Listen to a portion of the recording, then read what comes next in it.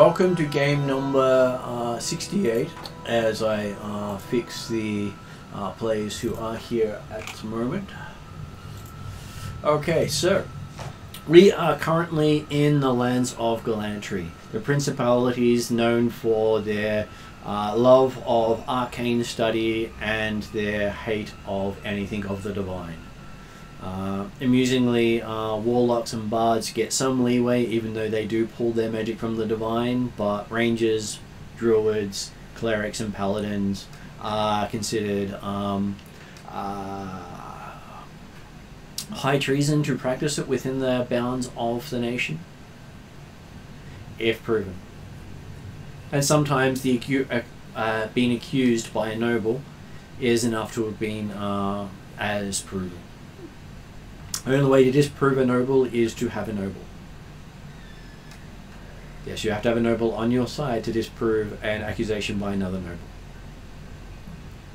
Only nobles are allowed in the court. So, as we're going on with the story here, you have travelled to Galantry via use of Redarian's Knight's Rivet in teleportation circles, and just bought some items in the eye store, as it is called, for the Beholder magical location.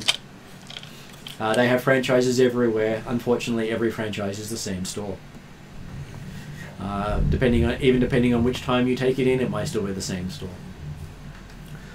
You are heading into the lands of Barovia, which is where currently there is a war going on between the undead and well, more undead. So most people have been told to stay away if you don't want to join the war effort. And you headed in there to find 3 magic seeds.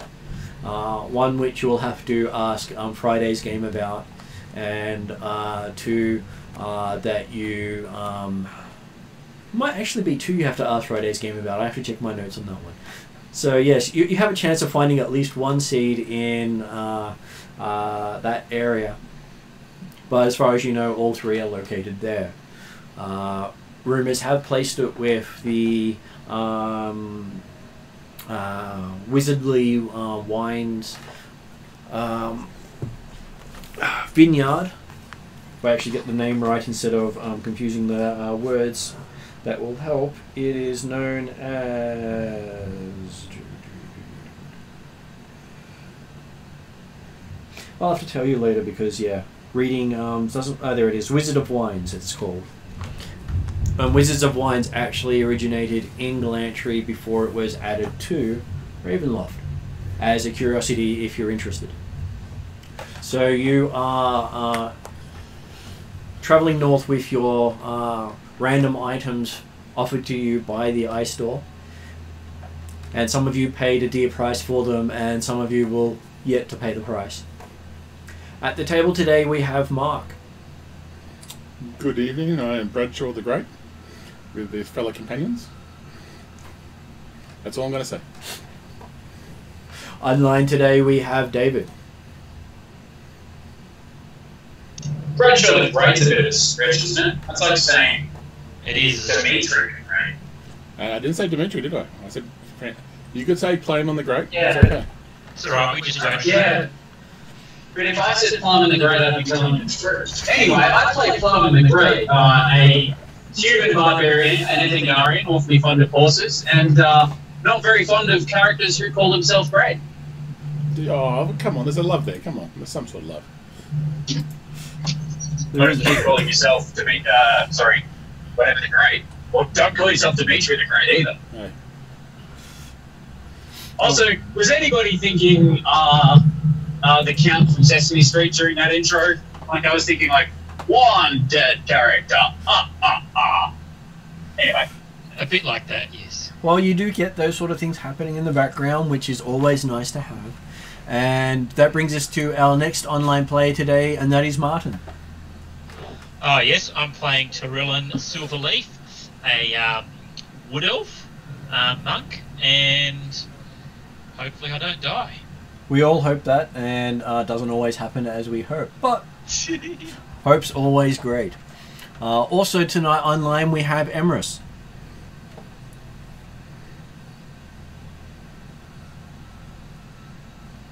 You probably left yourself on mute. Quite possibly. Yeah, hi. Can you hear me? Yeah, we can hear you now. So having some internet issues because the connection to the hospital is so slow. My name is Emrys. I play Captain, Simply Crimson. Previously Simply Red, previously Nasty Stump.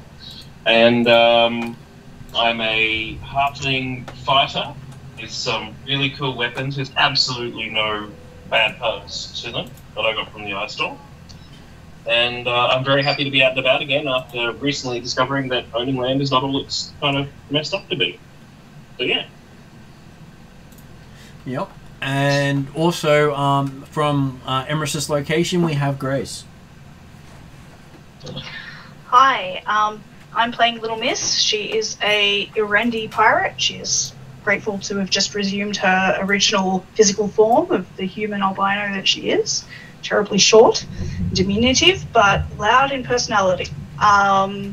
She's currently on a path of redemption to purge the evil magics out of her blood and replace them with proper magics that are dedicated to her god, Karameikos. Unless, of course, she gets a better offer along the way. I'm sure that won't happen. Well, we'll see, because, I mean, you know, Karameikos is her god. She does stick to that pretty much for the most part. He's taught her some interesting things in life. Well, he is a god of thought. So, as a god of thought, he inspires you to think for yourself. My god's my wife. Got to respect that. Also online today we have Jeremy. Yes, good evening all. I'm playing Dimitri Dimitrios, who would never refer to himself by such a single syllable word like great. He's obviously Dimitri the loquaciously erudite magnificent. But otherwise... Can anybody else hear their eyes rolling? I actually did it. I only rolled my eyes on the extra video. Yeah. Yep. But otherwise, he's the font of knowledge within the party who can always provide the information that's needed. And always willing to share. Which is always handy. And also tonight we have Stephen. I'm playing Sir Clovius the Great. He's recently come back from spirit questing, which apparently was mostly eating and drinking at feasts in his own honor. So, pretty good time. It is always great to have people feasting and drinking in your honor, especially when you're paying for it. Agree. I should also point out for Dimitri, being a Treldaran and knowing, having been the one that planned for us to head off to Moldavia, he stocked up on garlic and wolf flesh. Okay, so rumors you guys have heard as you're we're preparing and heading here is that the vampires of Karameikos have also gotten involved in the undead war of Moldavia, as the original settlers of Moldavia were Treldaran. It is the Galantrian Treldaran Principality.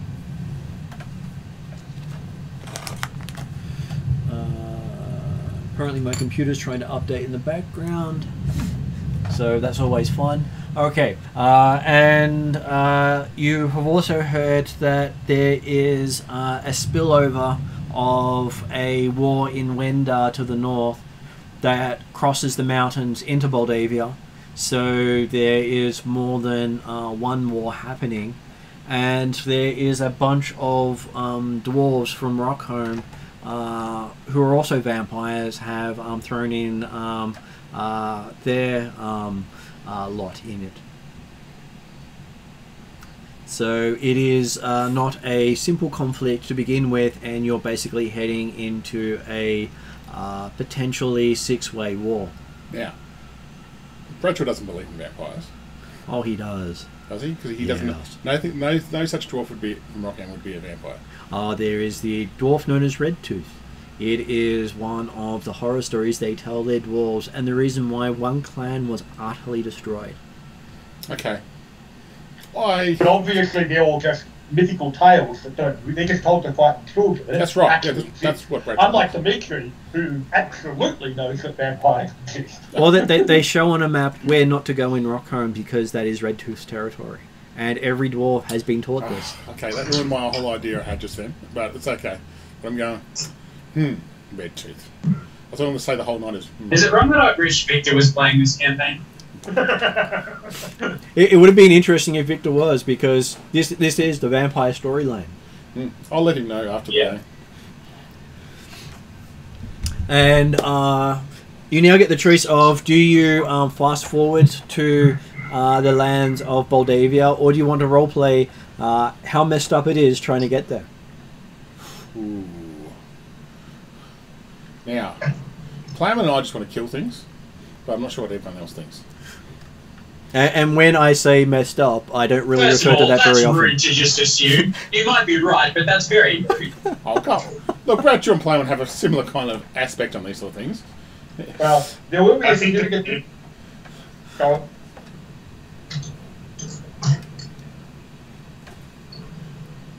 I was just... Everyone... Okay, so who's speaking? No, that was Mark. Who wishes to speak up? Mark is speaking. God damn it, Mark! No, I'm done now. Alright, well, Jeremy, you've never got nothing to say. I was just going to say, there is a significant difference between Plowman and Bradshaw walking through Glantry. Oh, yeah. Plowman's only going to be disliked as an Ethangarian. Bradshaw, presumably, is happy to be the slave, takes position as the slave the whole way. Yes, right. I've forgotten that you're my slave master. Damn it. I wasn't. I'm not happy about it. As a character and as a player. What happened to that little guy? Anyway. Okay. So, as a player, it could be a factor of whether or not you want to skip over that travel, or whether you, which would then also mean that we lose an opportunity to actually learn more about Moldavia on the way there. But it's alright, Dimitri knows it all, so he can take you if you need to. Oh no, I feel that we need. Yeah, look, as a player, I'm 50-50. As a character, Plowman will straight line and bull rush his way through everything. Yeah. I think Bradshaw will be very similar to Plowman on that one, but I'll try and forget that he's a slave to Dimitri at the moment. Because it is a fair way travel. Okay. Dimitri will help you remember it's okay, just in case you forget. Hello guys. Yep. I'm having a couple of internet issues. Having an issue with the cannula, so I'm just going to mute and probably won't be back for 10 minutes. All good. You just let us know when you can. Yeah, sorry. Be back. Okay. So anyway, Simply Douche tries to kill everybody in the party, so we have to kill him. Okay. Who wants to skip the storyline of getting there, and who wants to? I vote to skip ahead. Okay. So we've got 2 for skipping ahead. I'm not concerned I about abstain. that. Yeah, I dare say we're skipping. Stephen, do you have a question?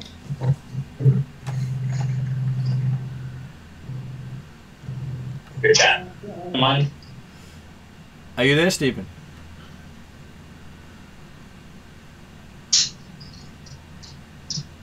Are you off mute?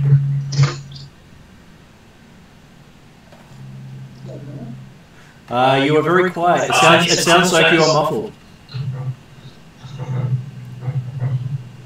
It should be, there we go. Go, Stephen. Alright, skipping it is. So He we're says skipping. Okay. Okay, so you skip through the principalities of Krondar and Can I Clantyre. do the music for this picture? Hi ho, hi ho. Okay, they're done. I'm done.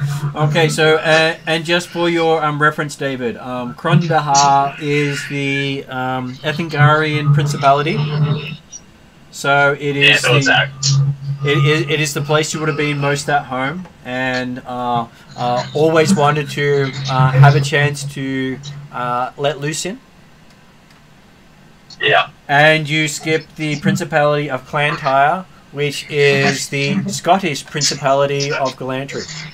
Aye.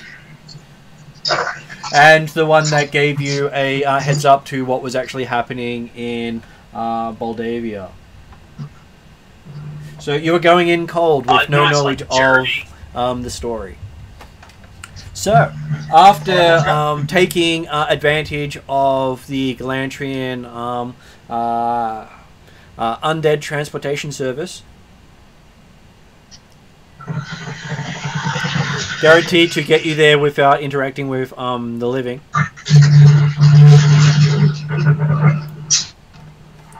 you find yourself in the city of Rummensgrad, having no concept of how many days have passed.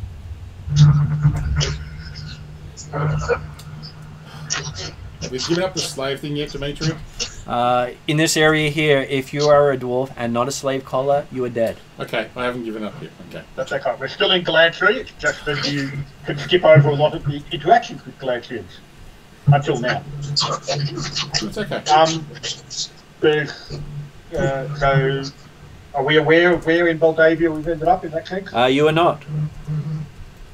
Okay. All you know is you're in a place called Rummensgrad, somewhere in Moldavia, and the trip you took basically guaranteed you'd get there, not how long it would take, or but it would also mean that you had no concept of what happened while you were traveling there. You were basically in suspended animation with your mounts the entire time. Yeah, I know, but I mean, like, okay. I say these. Gone. Sorry, the internet here is unstable.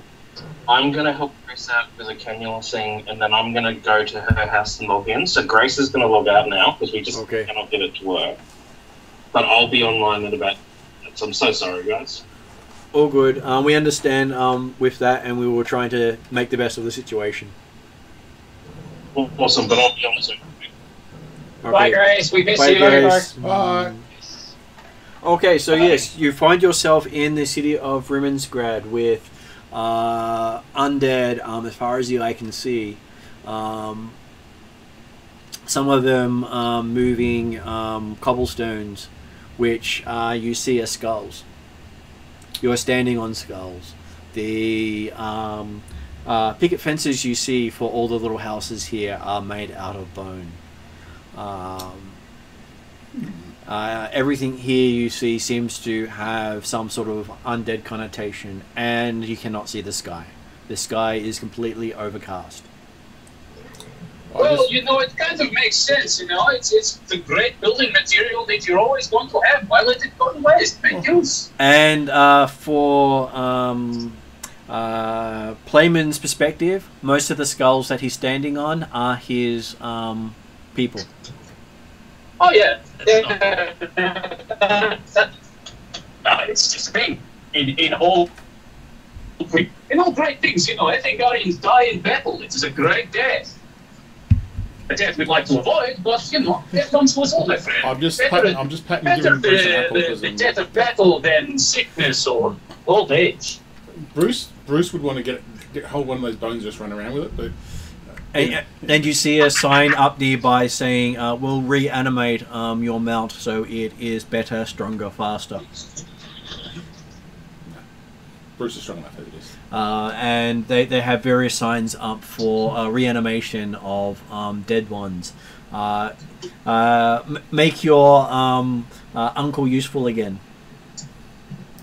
Ooh. I know about a brother-in-law. And you see the various forms of undead moving around town doing janitorial duties or tending to maintenance and repairs, as well as serving as guardsmen.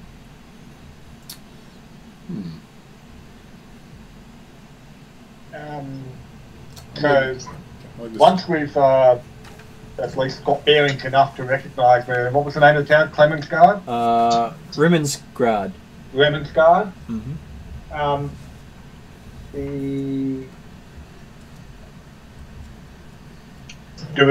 Does Dimitri have any idea exactly how far and which direction we might be from the Wizards of Wine winery?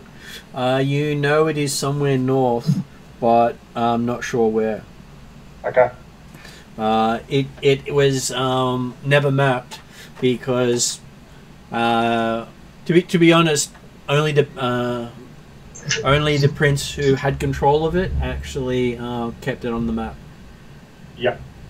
Like Moldavia itself, you mean, not within. Okay, yes. It's been difficult to get maps of Moldavia from the outside, and probably the inside. Though it does cover a very large region of the area. Are there any non-undead around? You see a couple of people getting carried around on litters by their undead servants.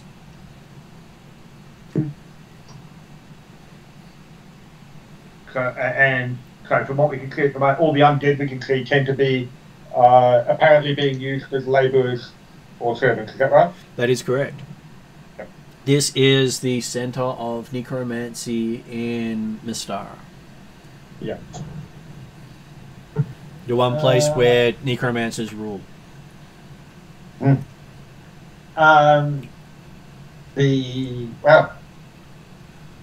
Is there a tavern or inn or public meeting place type equivalent that we might stop in at to get bearings on where we are and where we're going? Okay, you see in the town square a place called Brains and Stuff. Ooh, I like that place. With a what looks to be some sort of bowl with a brain in it. And a spoon. I hold Bruce back as much as I can. Looks like a tavern. Yep. Or the equivalent thereof. So, are there any windows into the, if there's presumably a common room inside? There does not appear to be any windows on that building whatsoever. As you look around town, there are no windows on any of the buildings. That's understandable. Do they have arrow slits in the shape of a cross? No, they don't have those either. Because unlike many other places, Rimensgrad is where necromancers rule. So they don't have to keep vampires at bay. They control them. Yeah. Or they are them. Hard to tell.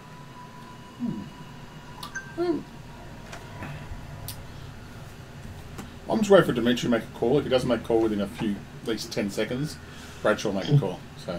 Okay. All I was going to say is the fact that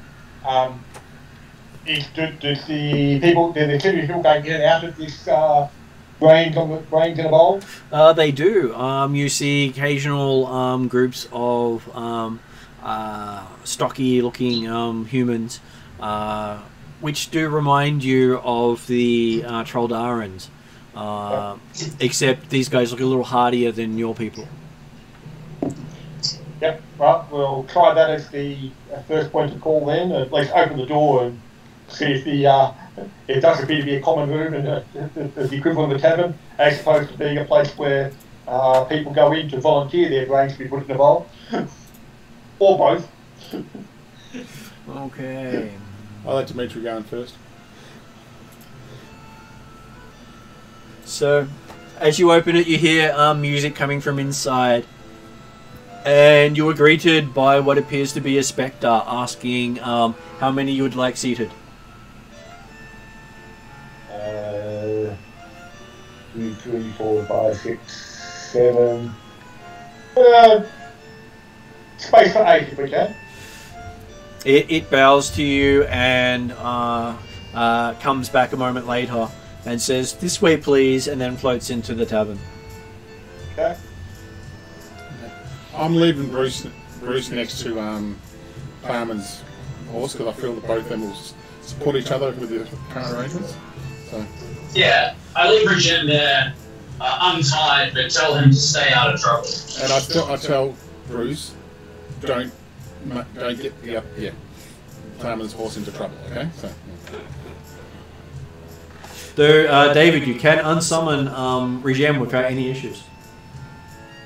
Yeah, that's fine, but Regime can also act as a lookout for us. I was just letting you know you had that option. I was, well, actually, no, Bruce is still there, he'll leave it there. The other question is that, Regime is actually, did you say he was Celestial? He is Celestial, yes. He doesn't attract any unwanted attention down here, does he? Oh, there are a lot of people looking at him. Yeah, he's coming. Okay. And I'll go, I haven't learned that trick yet.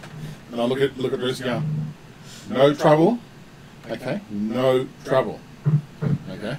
I'll give him 2 apples out of my bag. He just looks at you as he munches both apples in one go. I know. He's muscular goat now, so he's got muscles on him, so I was like, yeah, okay. If I hear you get in trouble, Yeah. I'd go say that again. That is the scariest thought I've ever seen. Well, yeah, I've got a picture of it actually. Tell just a picture of a huge muscle black goat. So, yeah. Okay, as you go into the tavern, you see that a spectre has led Dimitri to where a table for 8 is being put together out of the remains of animated bones in the room. As they're forming the table for you to sit at. Cool. And the seats itself are made out of animated bone. So this is what the other side I is. dare say we sit on the bones of my ancestors. I'm sure they're very supportive. And strangely good job, enough, my friend. it's one of the most comfortable seats you've sat in. Apparently your ancestors are doing you well. What? You're a great man, and And you see on the stage a bunch of instruments just floating up there playing themselves. is anybody else just a little bit concerned about this place? Like, it's creepy, right?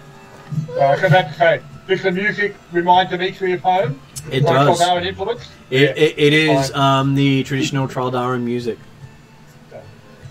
So you could pretty much close your eyes and imagine taverns back home, except for the fact that there's bones. The seats wouldn't be as comfortable. The seats would not be as comfortable. Probably. Like, seriously, guys, this place is creepy, right? I did warn you that we were going to a place where the undead rule. I'll try to. I don't even care about the undead thing. Like, undead, yeah, I fought undead. We have wars with them all the time. Just Don't talk about fighting the undead too loudly right here. I'll look at. I'll settle down. It doesn't matter. I'll wave my hand at the spectre. I'll get attention, and I'll ask him, "Do you have beer here?" He floats over to you and he says, "What flavour would you like, sir?" Flavor of beer. We have 152 flavours of beer. I don't find this place anymore. Ooh. I point to my big friend Plowman. I said, "Let him choose." I'm sorry, he does not have a choice in this tavern. Oh. Yeah. I'll have a. No, they don't like me. Just yet. A Rockholm ale if I got it. Yes, we have Ale of Rockholm. Cool. Guaranteed to at least have some dwarf in the mixture. Cool. Well, no, it's normally served at room temperature. I'm just going to go along with it because I don't think I'm here to make an argument right now. Okay. Guys, I'm just going to go on mute for a second. I got to cross the border. All good. As you're waiting, you see a zombie shamble over with what appears to be a fairly large tankard, and put it in front of you with a thumb. In the beer. Yeah, the tankard in front of you with a thumb, and a menu is put on the table. As it then shambles off.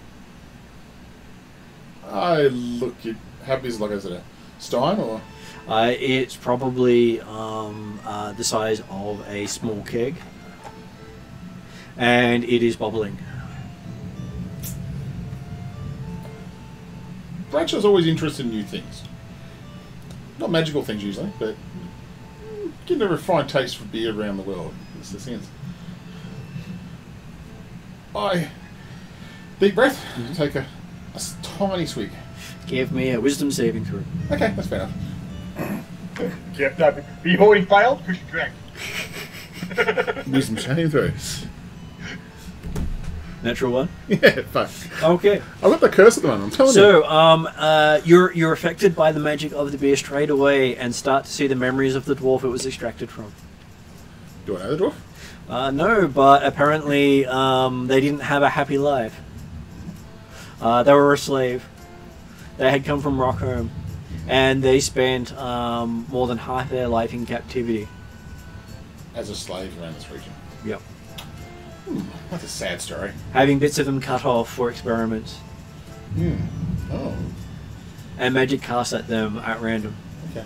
What's a beer taste like? You have no idea because you're so caught up in someone else's memories. Damn it, because that's all I want to know. And I'm just going... I'll just kind of shake my head from side to side, look like I'm looking in the unknown, kind of thing, so... I'll leave it over to other people to do stuff now. Okay, so you have a menu with so many different meals that seem to suggest that they are various humanoids on the menu. Where's Victor? Does there appear to be a barkeeper or innkeeper present, as opposed to the unseen servants and zombies and animated bones?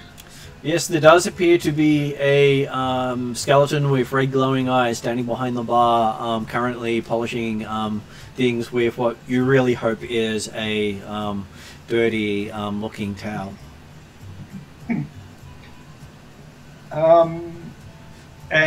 But I'm not certain whether or not it's the sort of thing that you can recognise immediately, but it appears to be, like the barkeeper with skeleton appears to be intelligent undead, as opposed to mindless undead.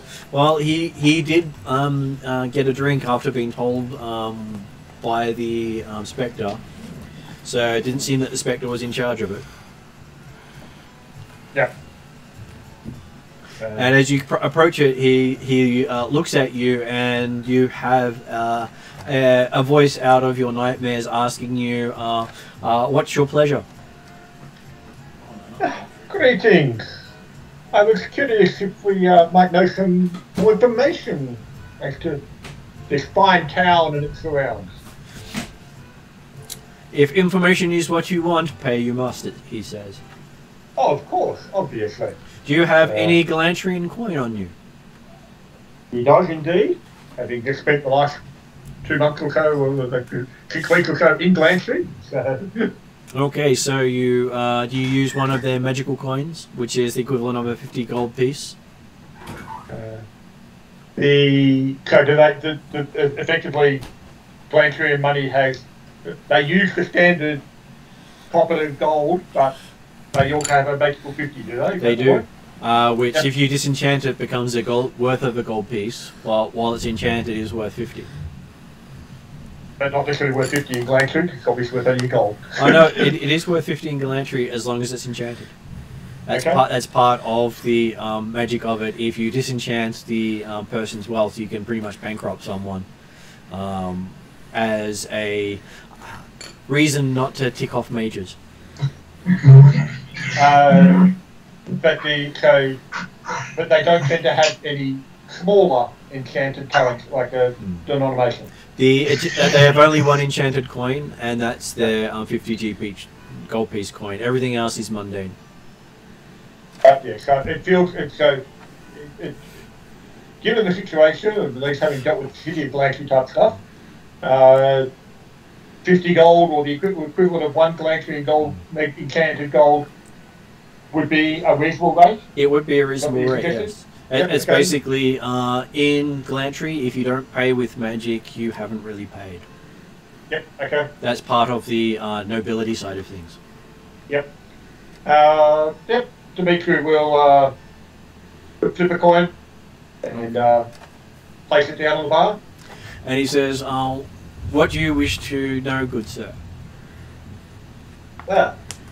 Just confirming, okay, we've recently travelled from Galaxy City and we have arrived here in this fine town, Remensgard, but we're actually searching for a place called the Wizards of Wine Vineyard. So you missed the conflict on the border. It's good to see.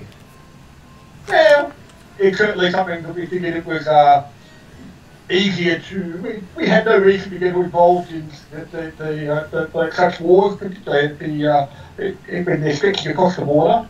And so we figured it was easier to travel quietly. Okay, what you're looking for is the Tower of Cholchevsky. So Kulchevsky. However you'd like to say that, I'm sure is correct. Kulchevsky. That would be right. But getting me to repeat that would probably be a miracle. So, it is in Kulchevsky. You will find it in the valleys nearby. Unfortunately, that whole region is currently under siege. Ah. You will find many people fighting over that region. They are currently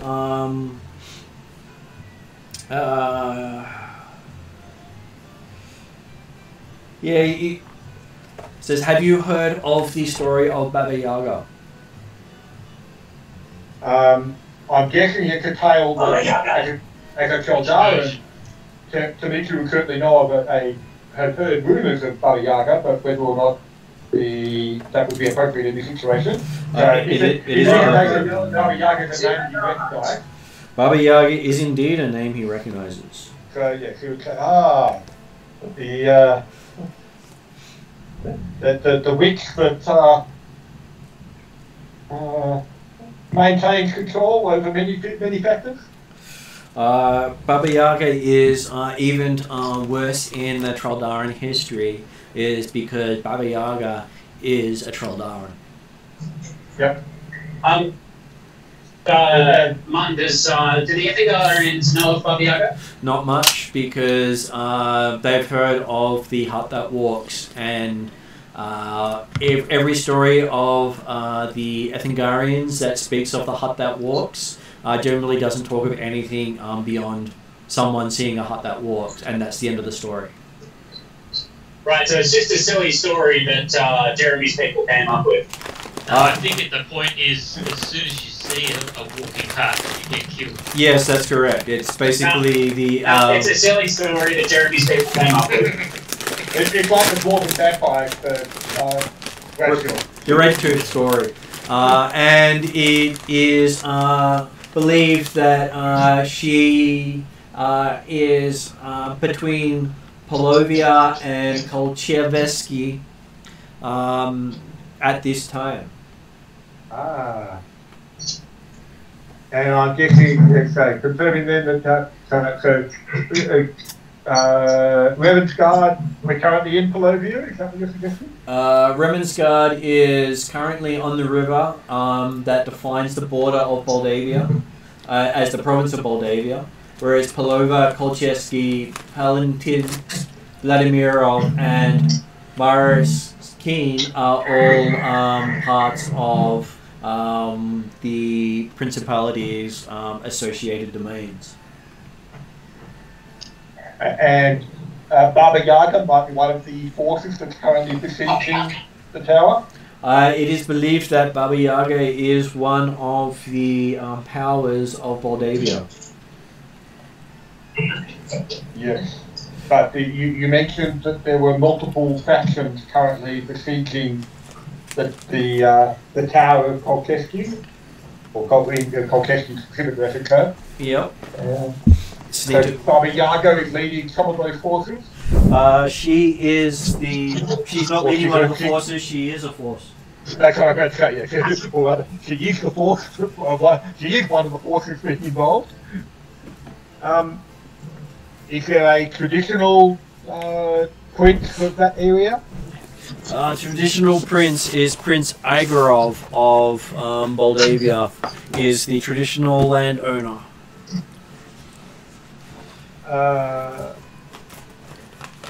And just so from what the Dimitri understands of the world, Moldavia, Prince Igorov, he's not the overarching prince of Moldavia. He's implying a local noble. No, he is the overarching prince of Moldavia. He's the overarching prince, yeah. He is the one who votes and the one who runs everything. Yeah, and he's the one that actually recognised one of the princes of Glanshire. And it is rumoured that he also sometimes goes by the name of Strahd. Right. But that may just be another noble that's taking credit for it. I actually meant, are there any other lesser nobles that might be in the land that might traditionally try and control Kolkeski? In that area, there is indeed someone in charge of that place. Let's see if I can actually find them though.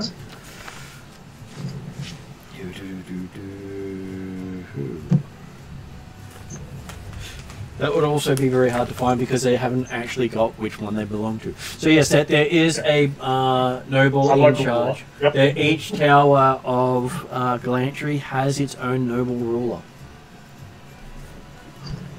which is horrifying in its own right.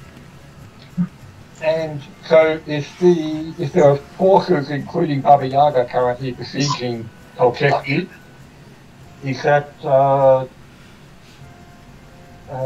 do you know who the other, who else may be leading those forces? Or are we talking Baba Yaga is the only opposition that the local ruler of Kolkeski currently faces? Okay, so in this region, instead of calling it Baba Yaga, they call it Baba the Saga. Is the reference they use for this area. Okay. But it's very much Baba Yaga in the sense of... And Dimitri will probably stumble occasionally going to Sheldar and Baba Yaga, but he will aim to more regularly use Baba Lestraga. So Baba Lestraga basically based her belief system on Baba Yaga itself. So the more powerful version is the one she has dedicated her life to. So she's a devotee of it, which is why it's easy to get confused. Yep. He does point out that if you roam the countryside, be aware you will be travelling through the blood fog. I don't know, I've heard the rumours of blood fog. I'm sure that it's in the visa details for entering Moldavia on the border. They explain it in detail. Hang on. She's the border Did Plumman hear him say, "I don't know that I've heard of that"? Yes. Plumman bursts out laughing and slams his hand on the table. And I believe it was either Martin or Stephen who was also speaking out. I was just going to say that is the border into Moldavia ahead of us? No, you crossed it using the undead transportation, which basically means you didn't actually get to see the border details. Okay. So you skipped that part of the story. Okay, but okay, so then that would be something to do. So, Does Dimitri have any theories on what the blood fog might be? Yeah, but I just want to check on there as a player, the sense of, and it's like, so, Dimitri, having found out that the siege were in Moldavia, did deliberately spend time when he was in Blantyre City trying to get what he could. You do know that the fog of Moldavia is legendary, but not why, because most people don't talk about it. The concept of visas to get in, presumably he would have found out about? Well, that's only if you're physically crossing the border. You did not physically cross the border. But because, Dimitri wasn't certain how we're going to go out there until the party decided to go via the transportation system, he would have actually found out the border crossing procedures. You would have the paperwork, but the details are explained at the border. Yeah, okay. So then, yeah, in that case, then it would be, well, when as a player, Dimitri said, I don't know, I've heard of blood fog, as much to Parman's delight, it was deliberately a ploy, not so much as the fact that he felt that he was lacking knowledge, but to gain more knowledge. But obviously, if it's something that comes up as part of the visa processes, then he wouldn't actually say, I don't know about the blood fog. He would suggest the idea of, well, they didn't explain too much about the blood fog on the border. They do not explain it at all on purpose. And so therefore, there's more to find out. To be clear, Go ahead. Jeremy, you go. I'll just to be clear, Harmon very rudely and very obnoxiously interrupted and laughed at Absolutely. Yeah, that's right. Sure. But yeah, so Dimitri is deliberately aiming to allow the skeleton to provide more information. Oh yeah, no. I just needed so it's more to Martin, just so that you're aware that Martin is probably even more hated now for being a rude shit. It says it replies, ask at the castle of Prince Mofal Gorovich Wazali at the castle of Igorov. For details, he has been told to refer anyone who wishes to know more to go there. I'm sure the prince will have anyone over for dinner. I'm sure. However, my understanding also is that the blood fog tends to be more of an issue at the border of the land rather than interior. The entire land itself and all the attached domains use the blood fog. The clouds above keep it in place.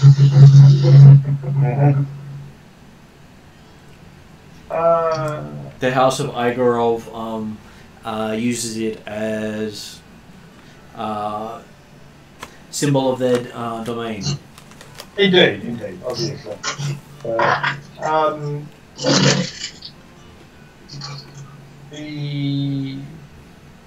Okay.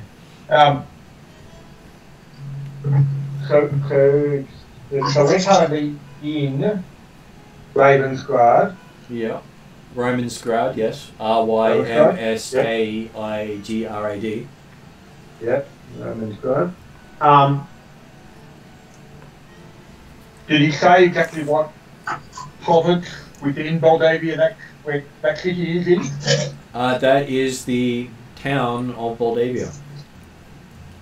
Everywhere else is a village that is not on the map. So hang on, so Romansgrad, Yep. the town that the current is in. Yep. It's the only settlement that you've ever been able to find on the map of Moldavia. Okay. So is it also the town then that contains Castle Igorov? It is not. You have to travel many miles to the west and on the edge of the mountain ranges to find the castle. So It is known to look over the domain of Moldavia. yes. So within Moldavia, are there smaller regions within Moldavia, i.e. the ones that might be ruled over by the local rulers, such as whatever the ruler, the name of the ruler you couldn't remember for Kolchevsky. They are outside the specific domain of Moldavia. If I bring it up on the map for you, which I shall do to make it easier for you. Yeah. Moldavia. Can you see where I'm moving the mouse? Can you see a river? Yep. Seen. Okay, so that river is part of the border. So between that river and the mountain, and this castle on the side over here, where if you can see where that is, that castle is Igorov. Let's see if I can actually bring you in closer and show you big blow up of it. So I don't get to scale it, it is all scaled for me. So nice of it to do that. Okay, so that might make it a bit easier for you to see. Okay.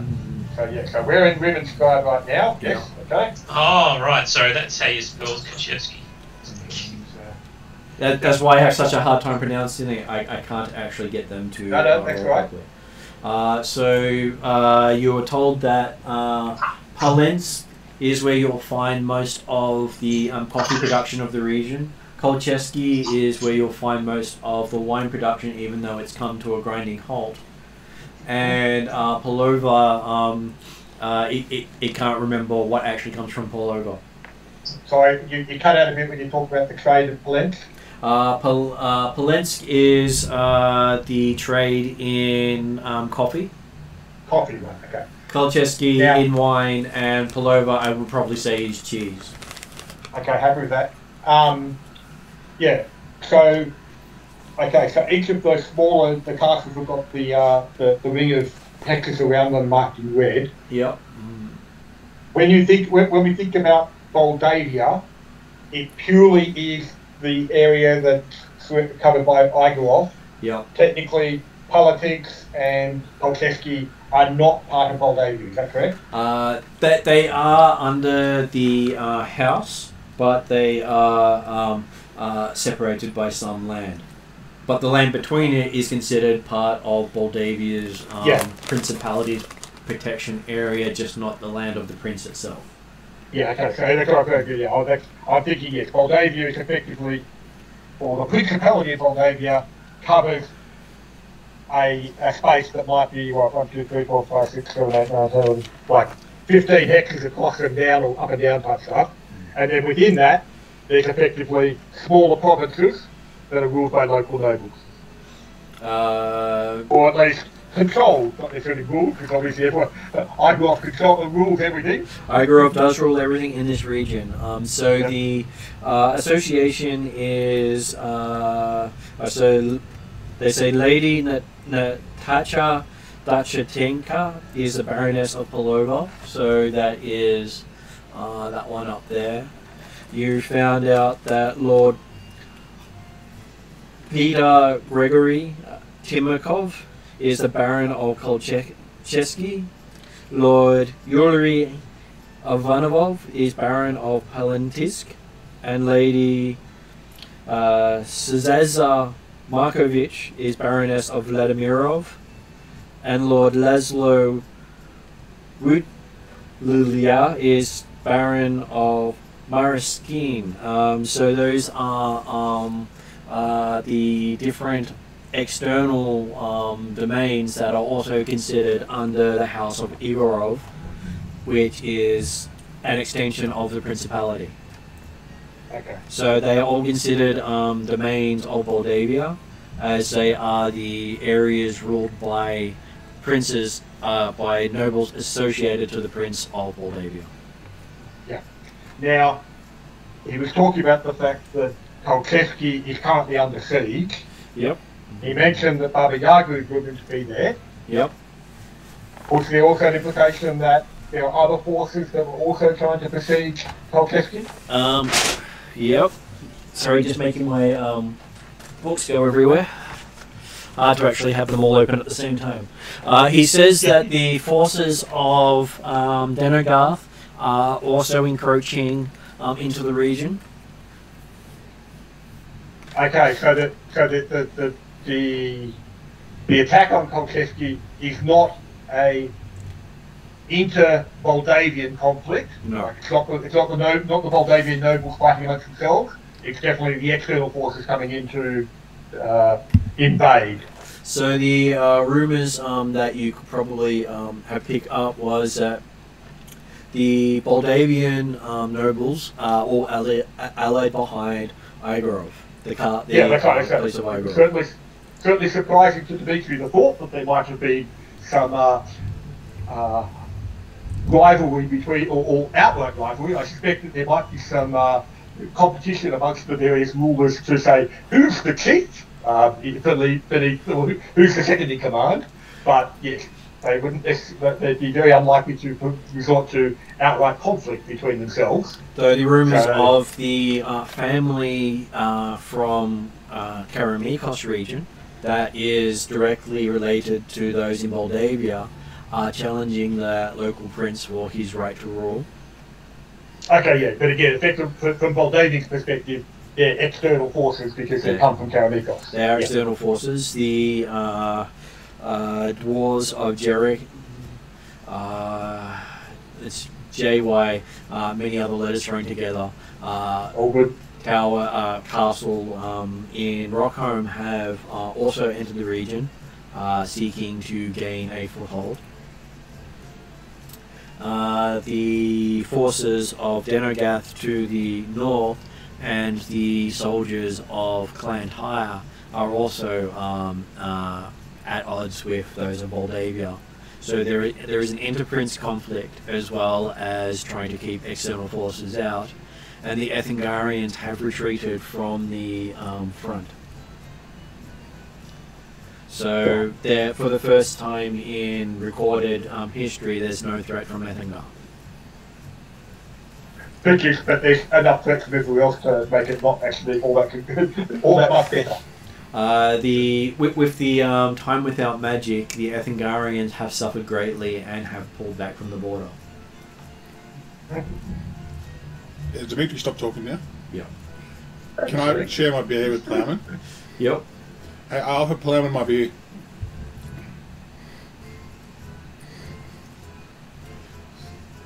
If David's there. David's probably still crossing the border. Is he? Okay. I think he left the chat. But He should be able to... It's all good. I'll let him know when he's got a free beer. Yeah, I'm just going through some patch reception. Well, Okay, so I'm sure meeting Baba the Saga is fairly easy to do.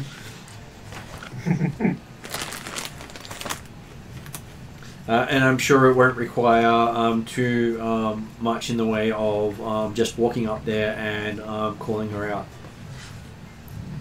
What could go wrong? Again, we don't necessarily wish to meet her, but it's the sort of thing that technically we want to try and get to speak to Baron Tinakov or whatever, the ruler of Kolcheski would be the first preferred option. But yes, we may unfortunately meet a few people on the way. It does happen. That's what I need. I should check on this. Did the skeleton actually give a name for himself at all? Oh, he did not give his name because it's not his to give. Okay. But people do, he says. But I'll be there. Can I just... Can I... Jeremy, there you go. You go first. I was going to say, certainly Dimitri does not give his full name when talking to anybody in Moldavia.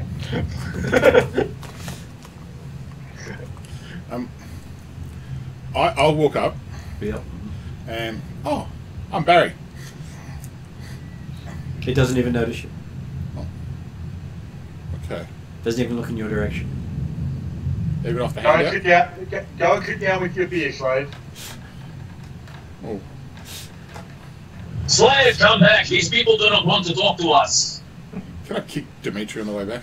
You can. Just enough that he feels it, but no one else. It's not like noticeable kind of thing. Give me a sleight of hand roll. Just like a hand roll. Oh, dude, you are going to have to get publicly beat. A +2, thank you. Well, he did say so no one else notices. It's not bad. It's an 8. An 8 total?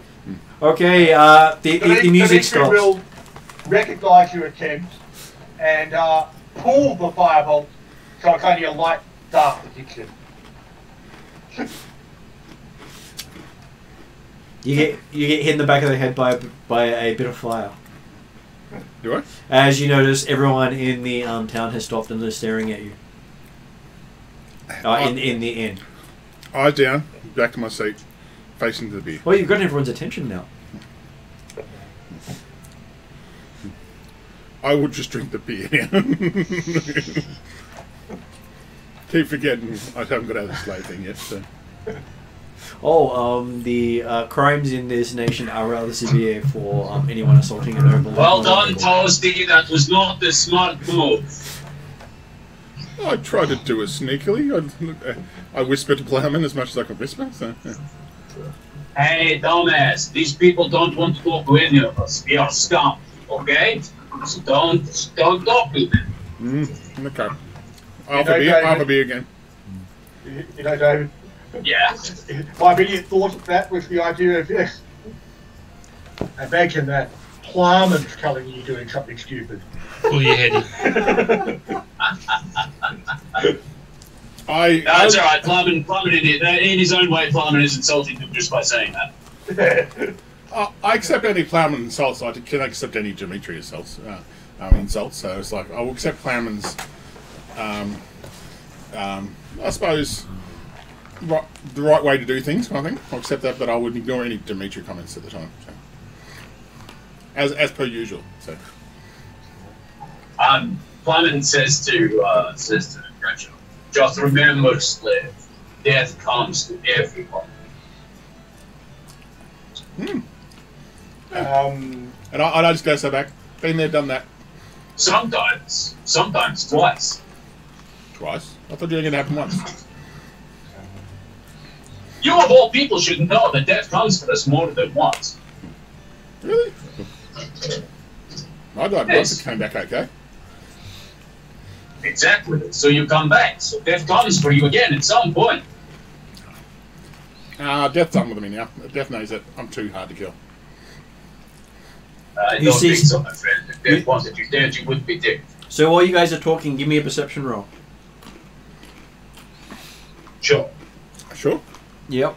Everyone gets to I make them. I can't be surprised while I'm conscious. I don't know if that plays a part. It's not a surprise check, but it is a do you notice something check. Okay. And is this specifically the guys around the table, or does this also include Dimitri at the bar? Dimitri at the bar can do so, and he to the can. skeleton. But Dimitri will have disadvantage on his perception because he is currently looking the other way. Absolutely. 22 for perception. I can't believe there's anything I haven't written down in my character sheet is perception. So that'll be wisdom. Can you skill list, isn't it? It's wisdom bonus. It's not separate like in Pathfinder. Same score again, man. I'm doing well with this dice. 1? So, no, 8. I've got passive perception there, but not the other way around. Dimitri got 18 with disadvantage. What did Stephen get?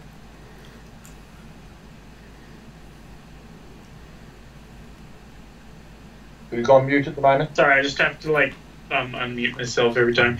I got a crap roll. I got like 7. Okay, so you're probably looking at the bones you're sitting on, trying to figure out are they really human? Plowman got 15. And are they Korendian? Okay, so what Martin notices is a mist come in under the door of the tavern into the room. Alright. What Playman notices is, as well as Martin, is that the mist forms up into a rather tall human. When I say tall human, most humans cap out at about 5 feet. This human is at least 6.5 to 7 feet tall. Alright, I'll try and draw everyone else's attention to the weird creature. And he seems to resemble Dimitri in his facial structure. Plumman nods Bradshaw over to the newly formed Misty Boy. What are you talking about? And I look at her, and I'll just say, and I look at her, go, Shut up. my mouth open, but not say anything. Did they notice the entry of the vampire from behind him with the 18? I don't know. So you do hear the sound of someone stepping up to the bar next to you. Okay. Plumman, noticing that Dimitri hasn't really noticed what's going on, very conspicuously clears his throat. I suspect Dimitri will probably also perhaps notice the reaction of the skeleton too. So, yeah. Does the skeleton react at all to the entry of the vampire? Or no, the misty man? A misty tall human? Misty Boy. It does look over to it and asks what it wants.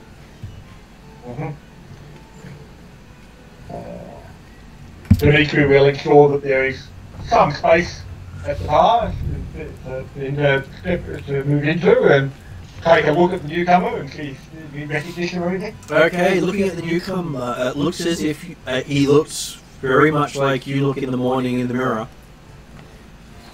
But probably not with red hair anymore. He does have dark hair. Yeah. So, is this a brother of yours, Dimitri? I do not believe the relationship would be that close. Plumman places himself at the edge of his seat, ready to act. Bradshaw's drinking beer. He looks at you and says, "Are you Dimitri?" And he goes through your family line. Okay. Right, okay, and Dimitri, let's say, Dimitri can say, yes, well, greetings, comrade. Yes, He has not looked in on your family for some time. How are your grandparents doing?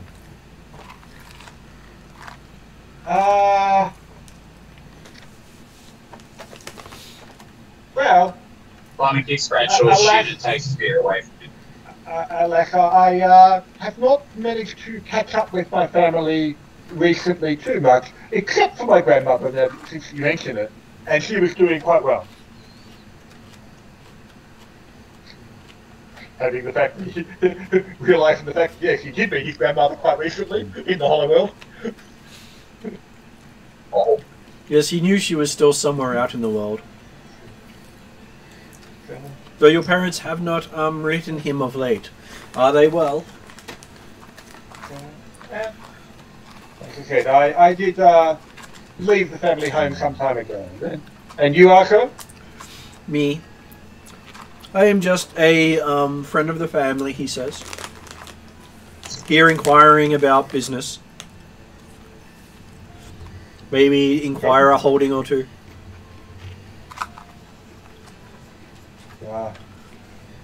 I understand that a number of our fellow countrymen are in the area at the present time. Yes, he has come with some friends.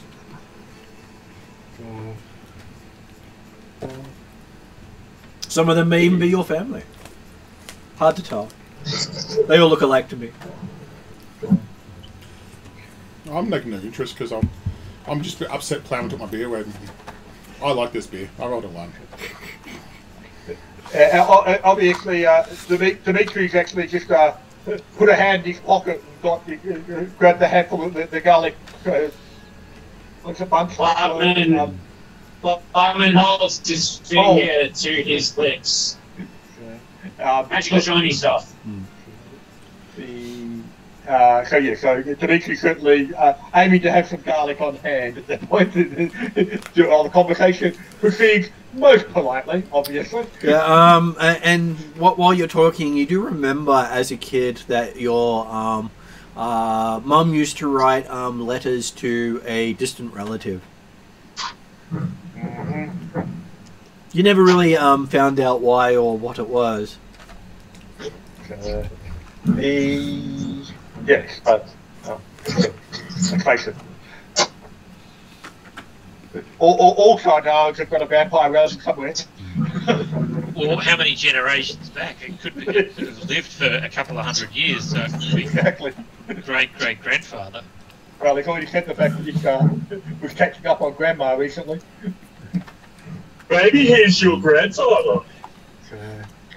I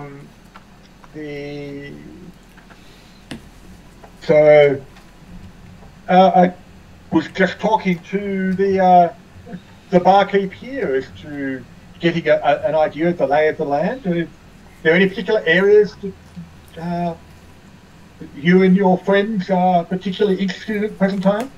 Oh, he's got some friends checking in on possible expansion out into the plains. Apparently no one's there at the moment, so it'll be a great time for expansion, he says. Obviously so. Have you been here in Moldavia long?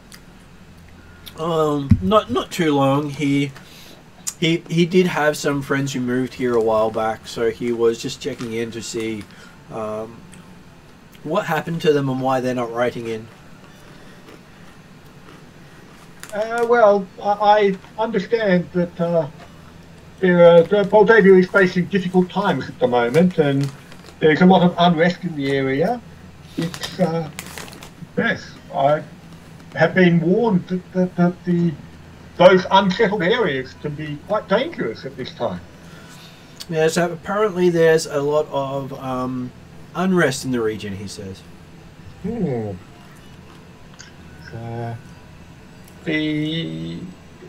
you're looking at areas across the river from here? Yes, there are plenty of areas across the river that could do with some civilization. At least there's none of those pesky Phaetons in the region trying to tell us what to do. Which is exactly what Dimitri was about to say, was the fact that, yes, at the very least you can avoid that bloody Phaetons. Yes. Though apparently they've made him a national hero. What was that, sorry? It says apparently they've made him a national hero. Well, yes. There are some fools that have fallen under the sway of Stefan. But yes. Well, they have offered me a medal for helping out on their pesky little road. Well, let's say it's they do work hard to try and keep their roads clear. It is one thing to be said for the Phaetons. They do make good roads. They do make good roads. Makes it so much easier to find the lost or unwanted. And or redirect them in their pathways. Redirection, yeah, you can call it that, he says. Can I? Since I've now got my challenge has been back to the new person here after trying to get my beer back from 3 times. Mm-hmm. I see the person at the bar. Do I see anyone that? If you move to move towards him or talk, Clement will stop you. No, I'm just looking at him, but I'm also looking. Did I see, like, I'm looking around is there any new people on the bar that we didn't see before? Perception check or? Sure, give me a perception check. I actually had a +6. I found it. I actually found where it was in the end. Didn't make a difference. I still got a bloody 8. I assume I just go. I still missed the beer, don't I? Yeah, you still missed the beer. It was interesting watching another dwarf's life pass by. I go, I just turn around, look at Plam, and just give a sad look. So. Okay. Plumman very discreetly says, "Don't look at me, watch them, moron." I just feel like I'm confused. What role am I supposed to play right here? So the Troldaran... If you keep drinking, he also says, if you keep drinking this, you're drinking dwarf. Don't be cannibal. Stop. It tastes nice. It has dwarf in it. Shut up. Where? I don't see it. And let's face it, like all good drink, it brings back the memories. Just not your own.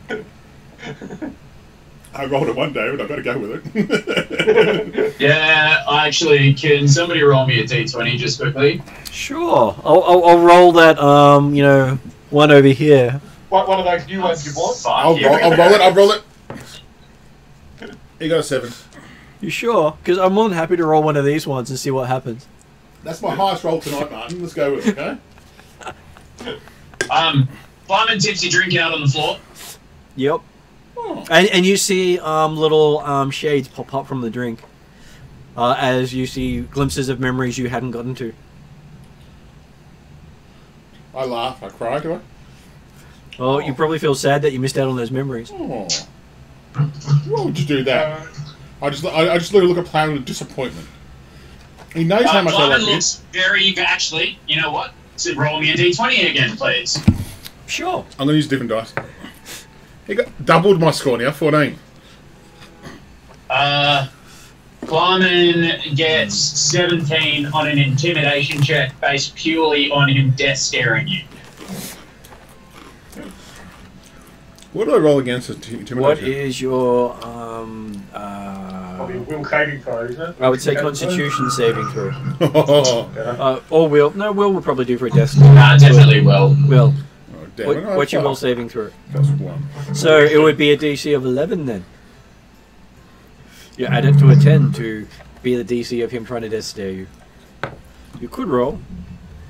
17. 17. Didn't we just say you got an 18 or?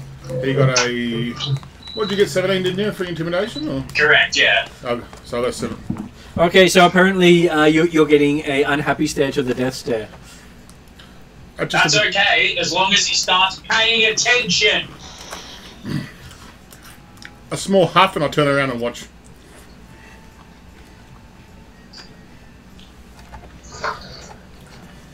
So as you turn around and watch, goes back to paying attention again. The guy who is talking to Dimitri. Dimitri will get. Sorry, I missed your name earlier.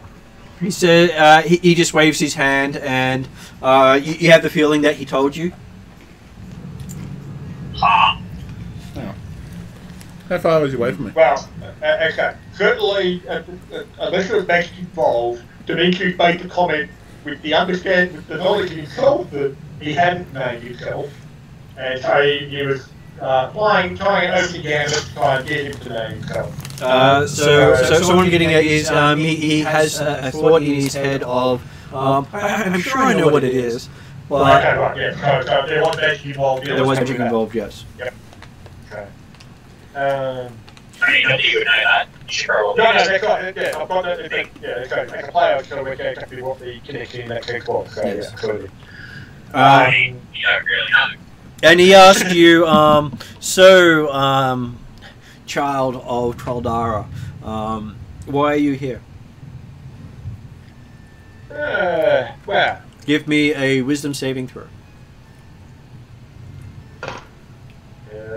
9 on the dice, and that's 15. Okay, unfortunately, you are compelled to tell the truth, the whole truth, and nothing but the truth. So help me Okay. Sorry, just to interrupt, is there any visible or any perceptible signs of magic used on him? You sort of see Dimitri, he sort of go a bit zombie-like for a little bit as he starts talking. Barman very, not discreetly, but does stand up. And Dimitri, for once, doesn't look in your direction. As he just keeps talking. How far is Dimitri from Barman? Probably about 15, 20 feet. Let's make it 10. Mm-hmm. As in you're moving closer? Yes. Right, okay. Certainly Dimitri, and even before the effect of the saving throw or not, was planning on saying that We're travelling here in search of seeds to placate some unrest down in the Five Shires. On the idea that it's always worth avoiding having unrest on one's own borders. Okay.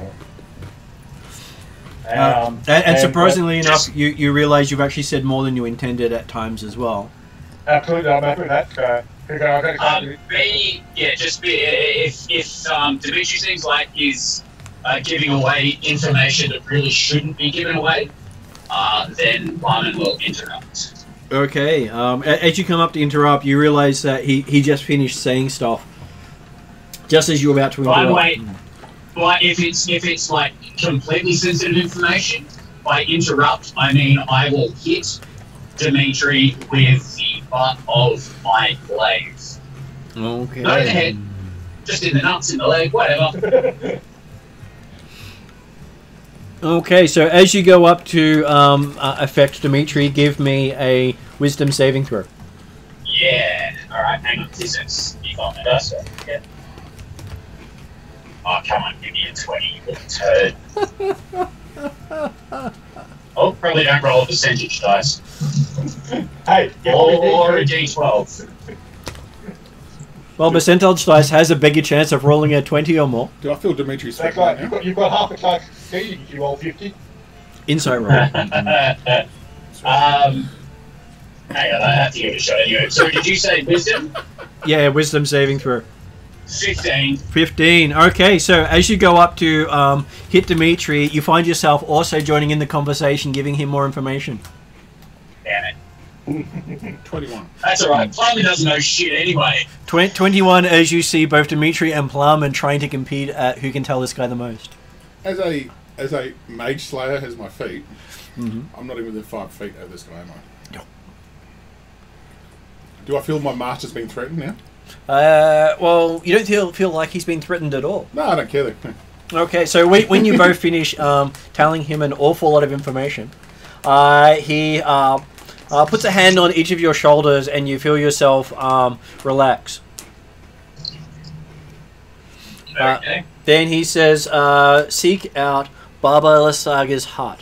The heart of the hut holds one of your seeds.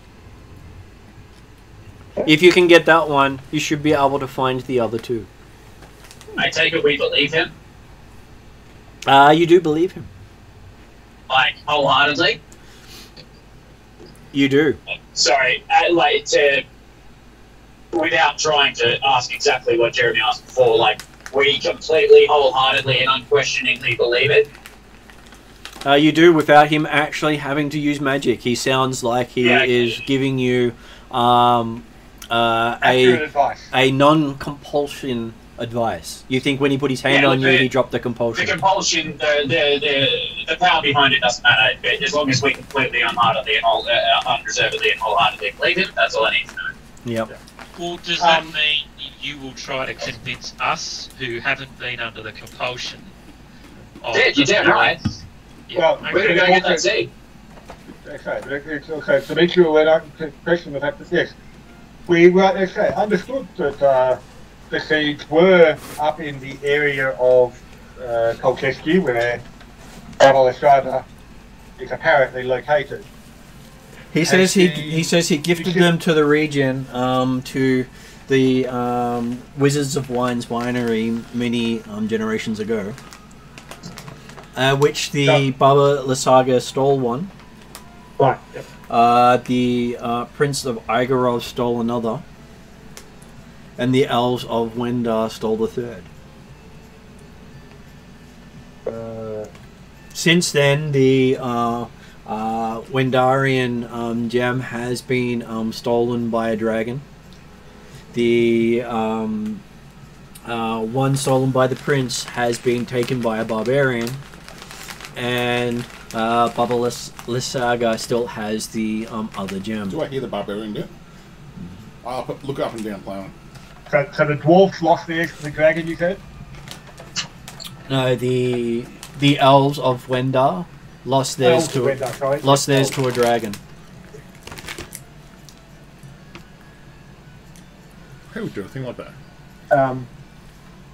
But so our friend, sorry, at the start of that conversation, the friend said that he's the one that originally recovered them from, or gained them from the Fire Orc, or the Five Shies, somebody suggested, and then gave them to Moldavia.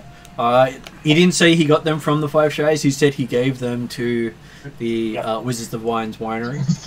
But he did say he got them generations ago from... He gave them generations ago. Generations ago, he gave them to the Wizards of Wine. Yep. He didn't give any information about where he got them from. No, that's fine. You believe that was on purpose? Oh, I've got no problem with that. When we were talking to the orcs, did they give indications to how long it had been since they lost the seeds? Matches up in that time. Okay, cool. That's right. So I had in my head that it was a matter of 50 odd years or so rather than generations. So happy with that. 50 odd years is about 2 or 3 generations for humans. Yeah. So, Humans. Well. Their farming should be a grandfather by now. Mm-hmm. You have many horses, haven't They you? breed like rabbits. So Baba Yaga, barbarians or dragon? Oh, but hang on, Baba Yaga is like a story for silly trash like you people. Like this stupid story. It's not real. Not in Moldavia, where nightmares come real. Oh, this is not nightmare. This is war. Now, is it anyone just me, or I just think John Wick in this whole thing? Is that just me? Baba Yaga? Yeah. Baba Yaga, or rather, Baba Strahd, I would be confident is very, very real. It's just a stupid story. It will be someone pretending to be this silly character. He taught her many years ago. Your friend tells you she is very real, and he wishes you all the best in meeting up with her. Because, well, if you can recover the gemstone, then he will have a better time talking with her. And so you yourself are friends with the Wizards of Wine, the Wizards of Wine? He does not know the current generation, no. He knew them before they moved to Galantry. Is Baba Lestraga's hut like the TARDIS, where it's bigger on the inside, or... Sorry. He does not know it, maybe. There's probably no one that's come back out of it to tell people to spread the rumours. Fair point. Do you know how long it has been since the other seeds were originally stolen from the Wizards of Wine? Originally stolen is he has not kept up with the happening since it came to Galantry, except for where they ended up, not when. He's still looking into that because they were originally his. Is our responsibility to go and collect all the seeds? Well, technically, I think that the Fire Orcs only actually had one seed, didn't they? They had 3. They did have 3. Okay, we did have 3 in our head. Yep. Yeah. And so we want all 3, or is one enough? Well, I from the time that we had the interaction with them, I get the impression certainly they wanted 3, but He could have always overdue to collect them. I think we'll get what we can. Okay. And your Troldaran friend says that he would like to unite the 3 with the original 2 he made them from. And I'm guessing the Fire Orcs already probably have 2 seeds, but the third one in Baba Lestraga's hut is a bit more of a challenge. No, they do not have any seeds. Oh, okay. Yeah, no. So, yeah, as a player, I'll make one for 5 cents. So, as a... So he wants us to get there, so you get plus. So, Yeah, but as long as we get 1, then they can't do their evil ritual or whatever, but... So from a player perspective, the dragon who has it in question is on the Friday night's game, and the barbarian in question is also in the Friday night's game. Yeah. So they have forgotten where the seeds come from because, unfortunately, the curse of the seeds does do that. Okay, but yeah, so Dimitri was interested in the comments that he made about the fact that he wanted to reunite with the other two. So you have two of the extra ones you made? No, he says he made all the seeds. He still has 2 of the original 5. Yeah, so you have 2 of the original ones.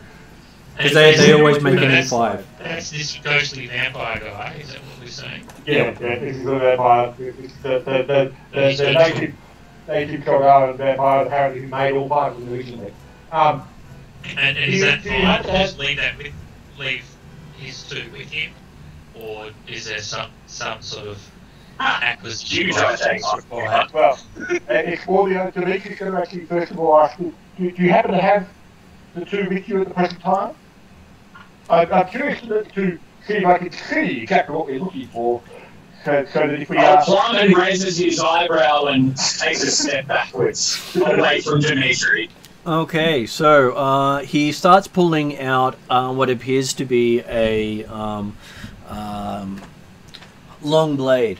You can see in the hilt itself a seed-like stone that flickers green, and as he pulls it out, you feel your life start to fade. Give me a Constitution saving throw. Constitution saving throw? Though Playman does get advantage on his Constitution saving throw as he's stepping back. Now, is Dimitri threatening yet? And are the rest of us already far enough back? You are far enough back that unless he pulls the blade out fully, you are unaffected. Well, I'll back off. But keep him inside. All I want to know if he stabs Dimitri, then I can, because he's my master, I can definitely hurt him. That's what I'm going in my head right now, because I'm his slave. So. Oh, fantastic! Plus, that means that Dimitri gets hurt and I hit with somebody. So. Yeah. 19 on Constitution saving throw. Okay, you feel intense pain rack your body, but you don't feel your life essence get sucked from you. But as soon as the pain... And Plowman also feels pain, but it sort of fades as he steps out of the effect. Plowman likes pain. As soon as the pain commences, Dimitri will say, "Oh yes, I see it now. Thank you very much." And he puts the sword back in the sheath, and it just fades as if it was never there. Mm-hmm. The seeds give, and the seeds taketh. Indeed. If we were to find, if we managed to perhaps make our way into Baba Lestrade's hut to recover this third seed or another one of the seeds, are we likely to experience a similar reaction? That one was the seed of entropy. It will not be the same. Each seed. Then what are the other seeds? What do they do? Each seed is one of the spheres. Okay, so what do the other 3 do? What does Baba Yaga's seed do? Baba Yaga's animates things around it. Yeah, so from... You know that makes sense, does it not? From Dimitri's knowledge, that we imply it's based on the sphere of matter. I believe that is the transmutation one. I'll have to have a look to confirm. Oh, no, okay, yeah, no, okay. I'm happy with the fact that Dimitri probably knows that. Yeah, he would know which one it belongs to. Yeah, happy with that. Yeah, wow, Dimitri knows. I'm so surprised. Oh no! What seed is it? The dragon has one. I was about to say, yeah. So the and what kind of fire dragon? orc originally contained had 3 of them. Do we know what the others that are missing are? Which one the dragon has, and which one the barbarians now have? So they have the gem of fire, okay. seed of fire, which basically stops undead in its tracks. Undead cannot approach within the domain it is placed in. It has been enhanced by the elves. Oh my god, we need that seed so bad. Okay, we've not to be somewhat challenging for Igroff to have maintained, or was he able to contain the power in some way? The elves took that seed and added that enhancement to it. Oh, right, okay. And that was owned by the barbarians. And that is currently owned by the dragon. And taken by the dragon. And currently dormant because it is not active. And he cannot sense where it is. The one that was in the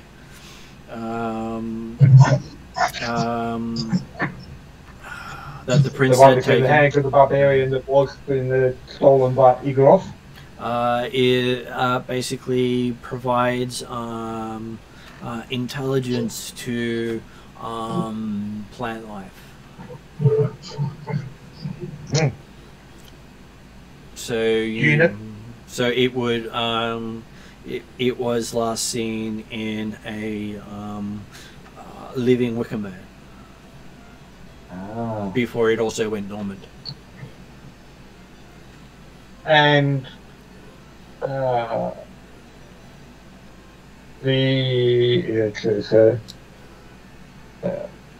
one you have not seen is the one of time.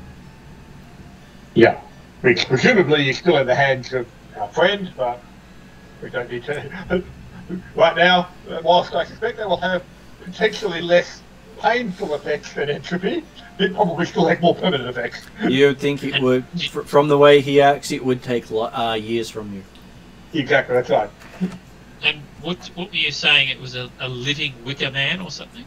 It was a living plant, intelligent plant, provided sentience to what was not sentient. Which would be smarter than the average barbarian. But the barbarian managed to take it down. Is anybody else? I'm not questioning their strength, their power, but Is anybody else getting Infinity Stone vibes? Don't know what you're talking about. What's Infinity Stone? Well, admittedly, what go through my head was go on. What kind of dragon is the dragon? He does not know. All he knows is a dragon picked it up. Okay. The gods have hidden the dragon from him. It is much vexing, he says. Okay, go ahead, Jeremy. Well, I was thinking the fact that when you first started describing the stones, I thought, I wonder if there's a niche inside my diamond that would then hold an item inside them. I was thinking about calling this guy Doctor Strange. but then I think it's the fact that, okay, if it's true that he's claiming that he built these seeds, then they're probably unrelated to the Hollow World crown of which Demetrius got part of. Oh, Jesus. Oh, no. Though he does point out that he does not like thieves who have walked off with the stones on various occasions. So, yes, had you left them specifically with the Wizards of Wine for safekeeping? He gifted them to them for safekeeping, and then they upped and left while he was busy elsewhere. So you gifted them to them while they were still in Caldara? While they were still in the Traldar, before it was Traldara. Yep, okay. And who ended up with that one? No, well, they're the three that was going. So basically there was... Oh, okay, so he's got two. Yeah. Yeah, gotcha. But apparently, although, yes, what's a bit odd is exactly how the Firehawk got them in the first place. Because if he built them, or he made them, but then he apparently gifted them to the Wizards of Wine at the time that presumably he recovered them from the Orcs, or it's unclear exactly how the Orcs got hold of them in the first place. So, or maybe that's why they gave the Wizards of Wine. Hang on, but Time magic breaks a lot of things. No, sorry. Can anybody else hear the gears grinding in Jeremy's head? Okay. Absolutely. Trying to work out the timelines involved. You have a feeling it is something where time does bend when this person's involved. Yes. But yeah, so the implication being that possibly the orc managed to get them off him in some way. He went and retrieved them and then left them with the wizards. No, that can't work. They didn't speak from the orcs 100 or 100+ years ago. And that's about the time they migrated from Karameikos to Galantry. They didn't all go at the same time. Various groups of Trolldarans do move to Galantry on a regular basis. Yes, but the idea that... Which one did the ended up with the dragon or the barbarians? Like, how did the wizards get something, and how did someone get that? Like the dragon or the barbarian or Baba Yaga? If buried in the ground, these seeds will provide more life and abilities to the food that grows. And what we understand of the order, and it's certainly a bit unclear as to how the orcs got them originally, but then about 150 years ago, the orcs lost them, presumably to our friend that we're standing with right now. Just ask Gollum, the ring was always his. That's right. However, he said that he then gave it to the Wizards of Wine to look after. But he gave it to them to look after back in Strahd days, but that doesn't work. He never actually believed, from what you can gather, he never believed in Troldara. He only believed in Troldar. Okay, so the implication being that as far as he's concerned, it is still Troldar. Yeah. Okay, happy with that then. It's one of those one of those where he is inconsistent to the setting because he believes in it as it was. Just so you've got it in your head. Yeah, and as I say, and particularly I expect that Dimitri can recognise that yes, he's referring to Troldar in the modern sense, not the ancient sense. Yeah. Right. And so yes, okay, so seemingly But he made 5 gems. No, he made the 5. He made the 5 gems. He made the but he's 5 offloaded gems. them already. And then he seemingly the orcs possibly stole 3 of them from him, or they had claimed 3 of those gems in some way. Then 150 years ago, he recovered those gems from the orcs and gave the 3 of them to the Wizards of Wine to look after, presumably because hey, whoever he'd given it to before to look after didn't look after well enough because the orcs got hold of them. But then the Wizards of Wine had 1 stolen by Baba Yaga, 1 stolen by Prince Igoroth, and 1 stolen by the Elves of Wendar. Yep. And then Prince Igoroth then got subsequently taken by the barbarians, and the Elves got subsequently taken by the dragon. Yep. Baba Yaga or Baba Mystara still has hers. Right. So from our perspective, we've got the most readily, or the closest, I won't say either readily accessible, the closest is presumably Baba Yaga's. He says you'll know where she is, just look for the moving mountain. The moving mountain. Right, that's a bit bigger than the hut. Yeah, you asked whether it's big on the inside? No, it's big on the outside.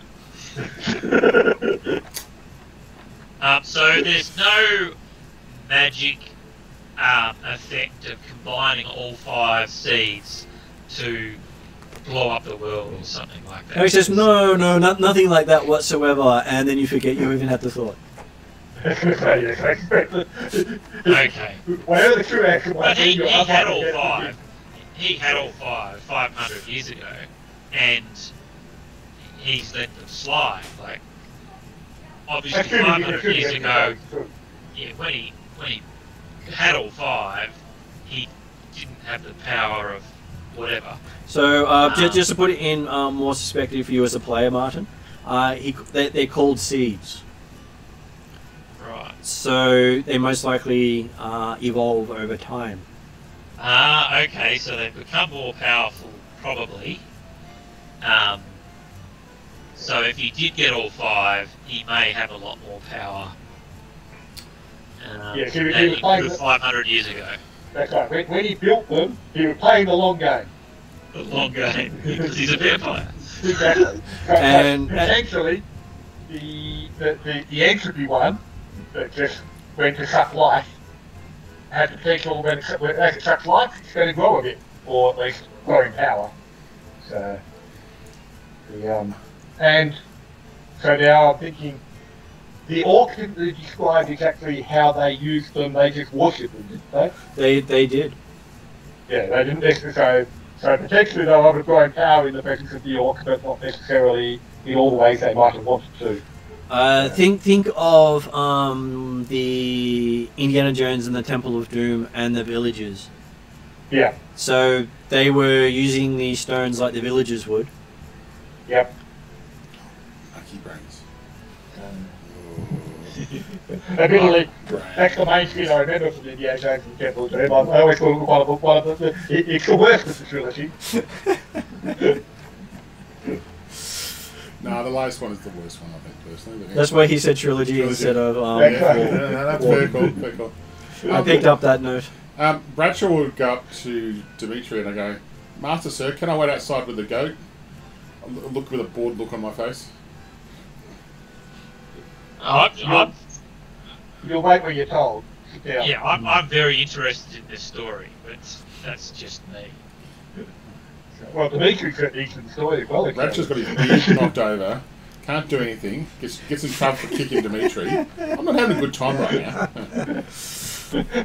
Well, welcome to Glen Street. Okay, so you seem to have gotten the full attention of this Troldaran noble.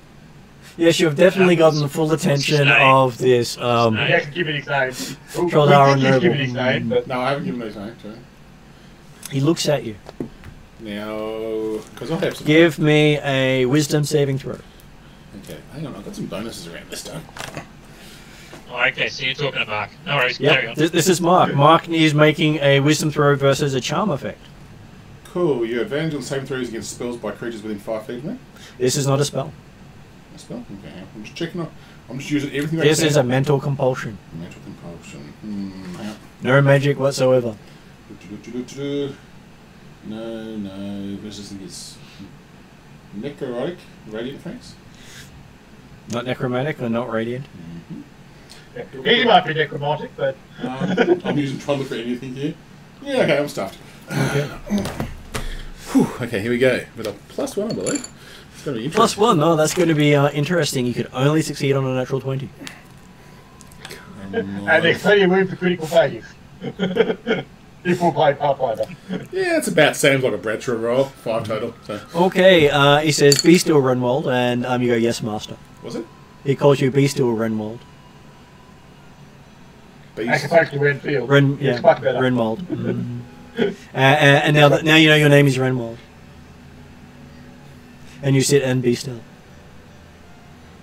Okay. I don't like this place. Well, you do now. No, You know your place in life now. You are now happy and content. I'm having a 10. Not with Dimitri, but with this new guy. I think this new guy's cool. I think he's a better version of Dimitri, personally. Yeah. He then looks at Dimitri and says, your slave's collar doesn't seem to be working properly. Would you like it removed? I will deal with it later. You're unsure whether he's referring to the slave or the collar. Which is why Dimitri was quick for the non-committal. I'll deal with it later. That's right, I got a collar on, don't I, as well? Oh, shit, that's right. Yeah. He wishes you good luck in your endeavours, but he believes he has given you enough information to make it entertaining. It has been a pleasure talking to you.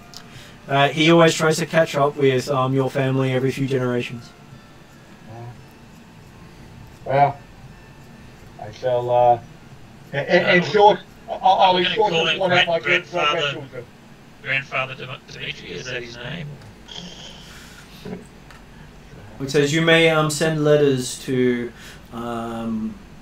Just ask your mum where to send them. She will tell you. I'm just looking at him profusely while I sit down now. Next time I'm in Kolara. He does correct you and says Traldar. It is. Much better place. I'm liking this guy because he's actually telling, in an intelligent way, telling Dimitri, which I'm not used to. So. And then he says, Renford, you must serve your master much better, and he cups you on the back of the head. And then walks out, leaving you there. Cups me on the... Does the compulsion pass? Oh, no, it will stay there for quite a while. Range? He will now consider himself Renfold. Renfold. He's now enslaved.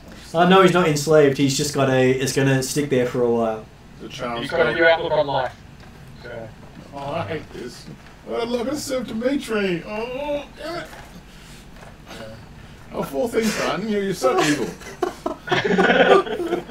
Well, what do you expect when you meet these settings, Dracula? Yeah, well, can't we just make it gnomes next time, or dwarves? Make it easier?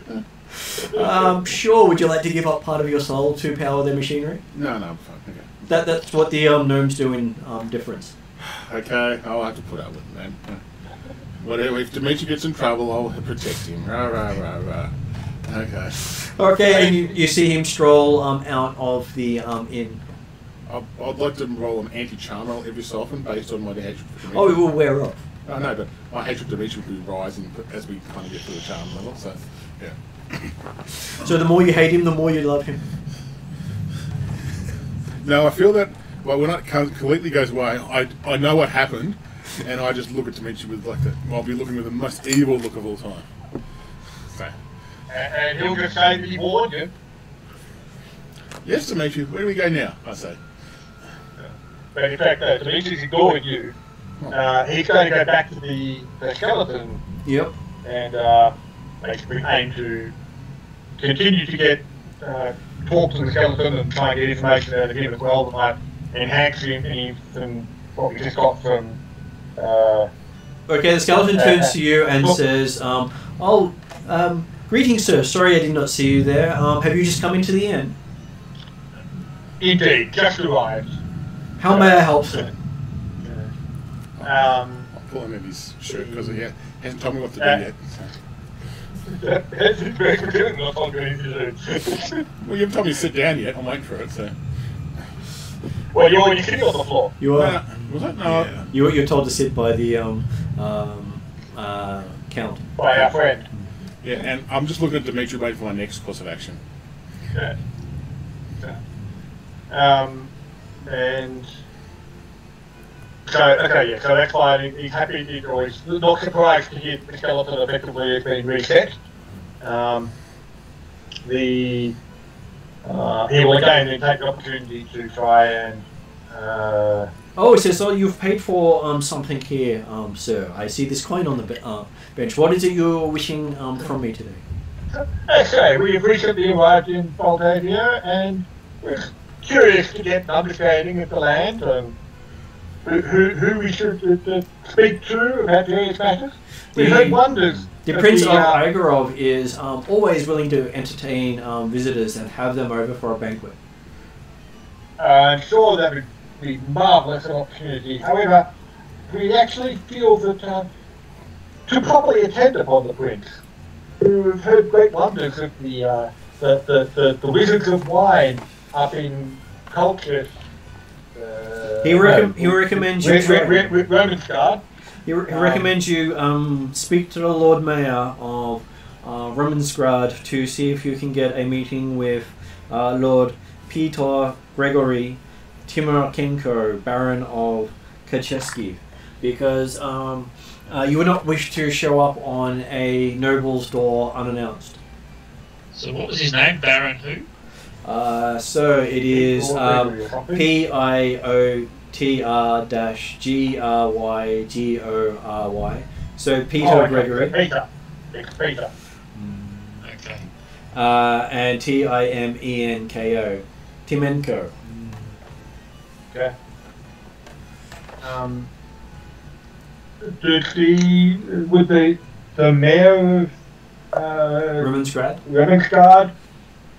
I'm surprised that he would have much influence within Baron Tito's domain of culture. He Would there not is. be a local town within culture that might be a better staging point? The mayor of Remensgrad has authority over all the domains of the House of Igorov. Hey, okay. So all baronies and counties and lordships come through here.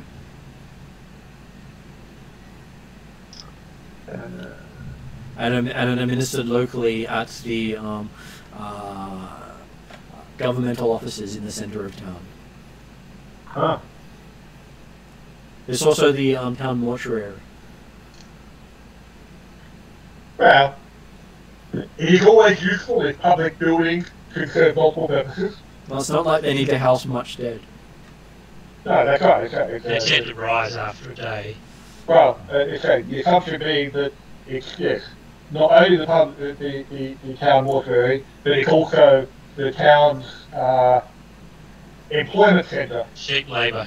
Yes, that you generally get 1 to 2 servants per body. Always good to make value for resources. Unfortunately, he was not a 2-for-1, he was a 1-for-1. But obviously, it made all the more valuable and important because of it. Yes, and I'm working a bar, he says. Well, no, providing a great service to the tourism. He sighs and says, and yes, I'm working a bar, he says. You can tell he wants to say more, but he can't. Yep. I'm just staring at Dimitri, just waiting for my next order. I want another beer, but I'm allowed to, so...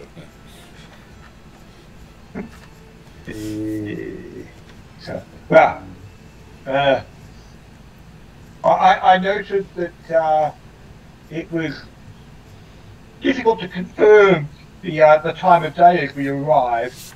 Are the governmental officers, is the mayor likely to be available at this point in time?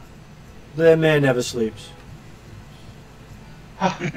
It is always so good to have public servants that are so willing to commit themselves to the good of the town. Till death do us part is not a thing in this nation. Can I just, while I'm looking at Dimitri... It's good to hear that retirement benefits are not required. Because I'm in full awe of Dimitri at the moment. Is Stephen's character next to me at the moment? He would be somewhere near you, yes. I just go, doesn't Dimitri look so good today? To Stephen's character. Does No, Stephen... you don't say that. You don't say that at all. You say, doesn't Master look so good today? Sorry, my apologies, my master. Doesn't Master Dimitri look so good today? This is not going to end. This is going to end soon, eventually. So, how would Sir Clovis like to respond as Mark gets to make another saving throw? So Clovius looks up from being very sullen. He doesn't like being around all this undead stuff. And he looks at you with a strange look, and you can see that he hasn't drunk any of the alcohol that he was served. And he looks at the alcohol suspiciously and then looks back at you. I rolled a 1, man. Okay, so you start polishing Master's boots. I said get back. Don't say it. Plumman audibly chuckles. Right. Using your beard to get that proper buff in. Not my beard. Oh, of all the things. It's worse that when I talk to my senior Crystal, I'm going to talk to my wife tonight saying how good Dimitri is. She's going to really worry what's going on with me. She knows the stories.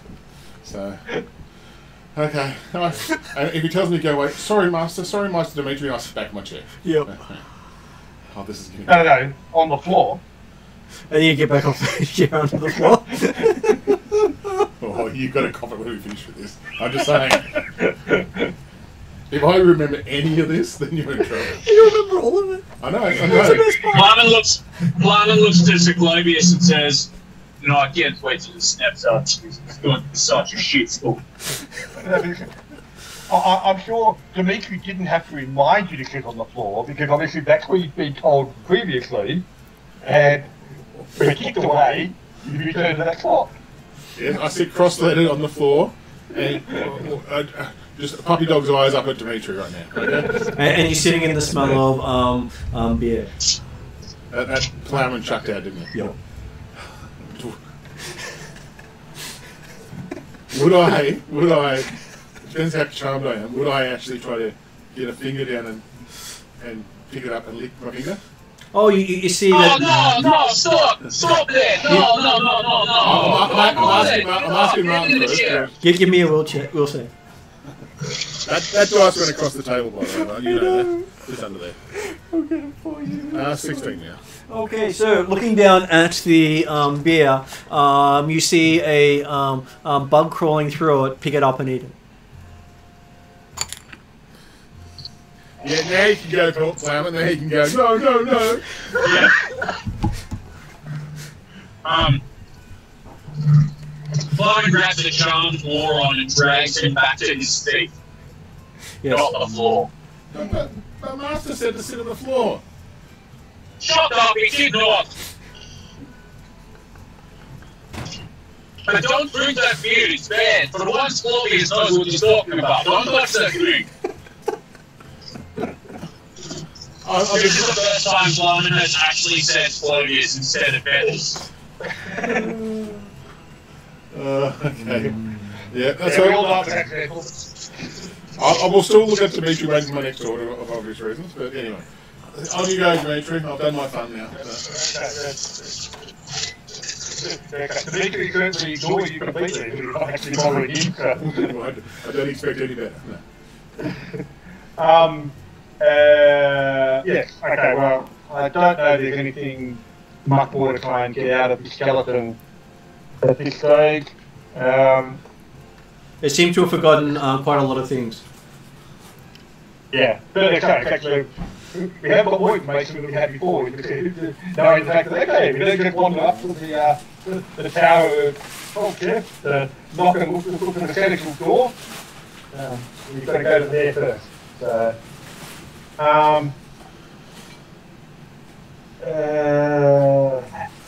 I will, return to the table and describe the okay. If anyone didn't hear what was being said or listen to the conversation, the meeting will catch them up.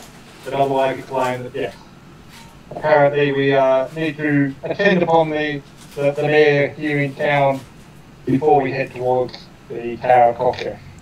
Another will save for our dwarf. Natural 20. Okay, so you see a bug getting off the table. Slam your hand down on it, and just as you're about to stick it in your mouth again, you go, "What?" I have a confused look. Yeah.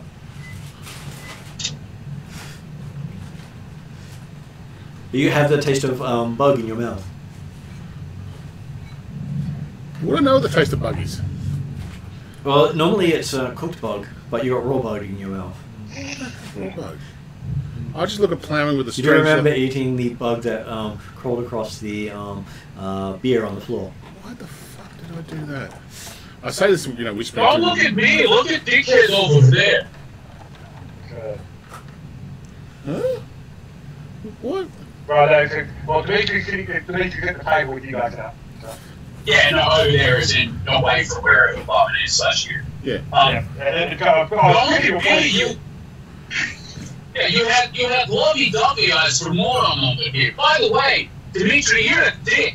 You knew he was doing that, and he was eating and drinking that terrible beer, and he was drinking the bugs. And you didn't even care. If you'd have done it out of spite or just to mess with him, that would have been fine. But you just told him to go away? You're a dick. Am I still in love with Dimitri or not? You do have strong feelings towards him. They're fading, and you also still have this confusion between whether you're Bradshaw or Renfold.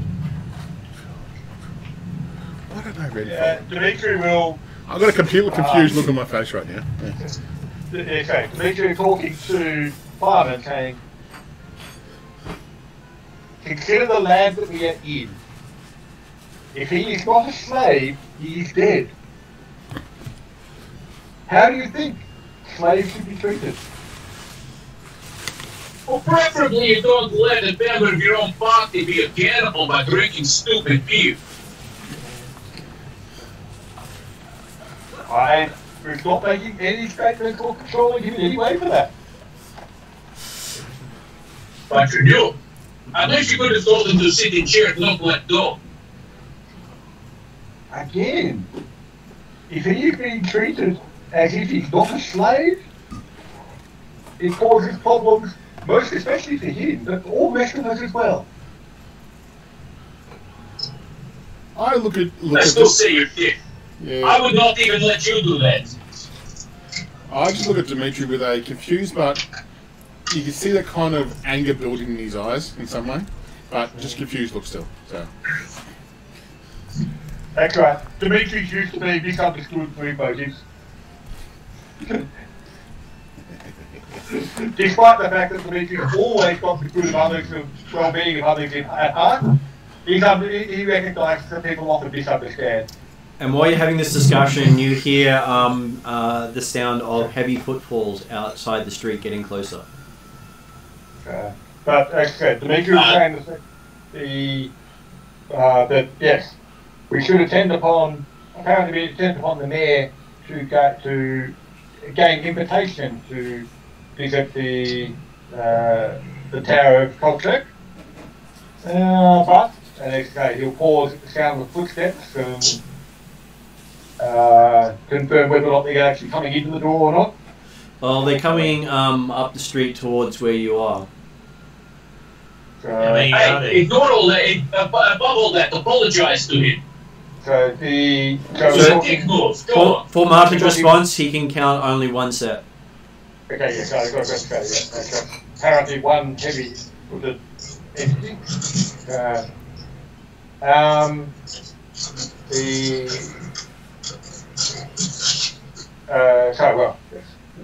Dimitri will quietly mention that he is not going to apologise to the apparent slave here in Blanchard.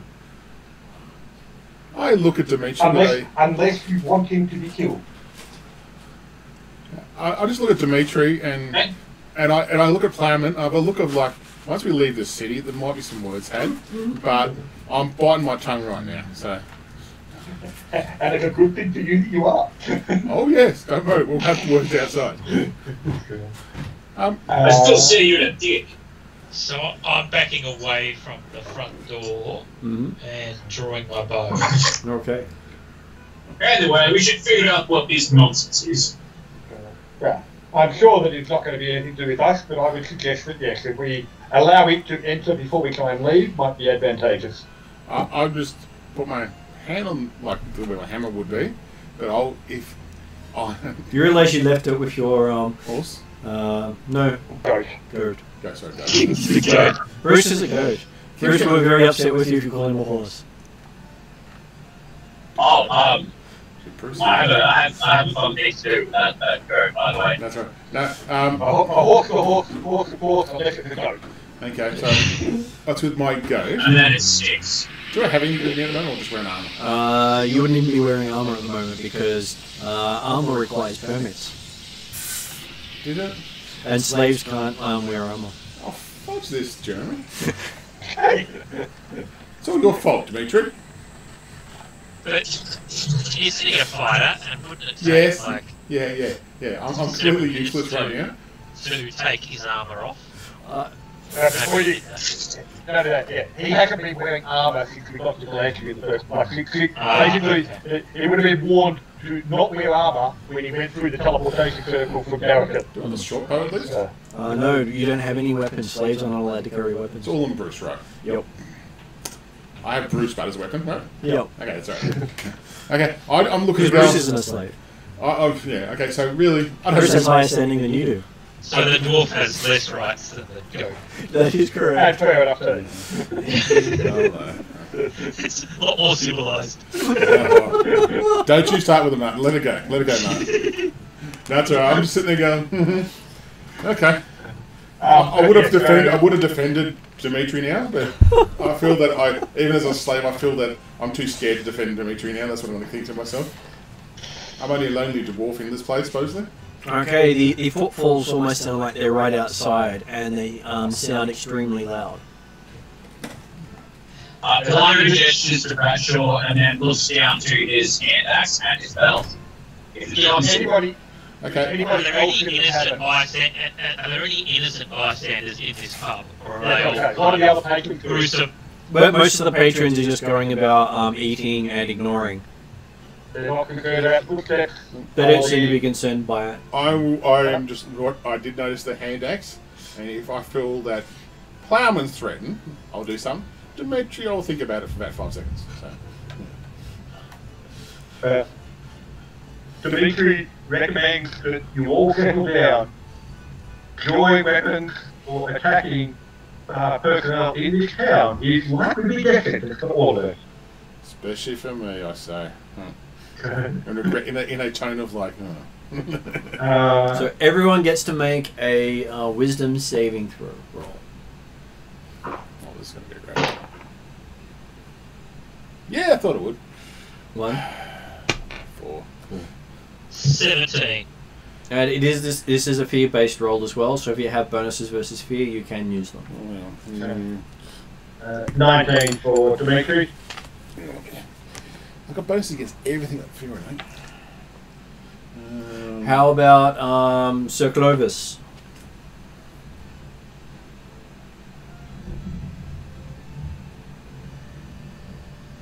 You're on mute, first game episode.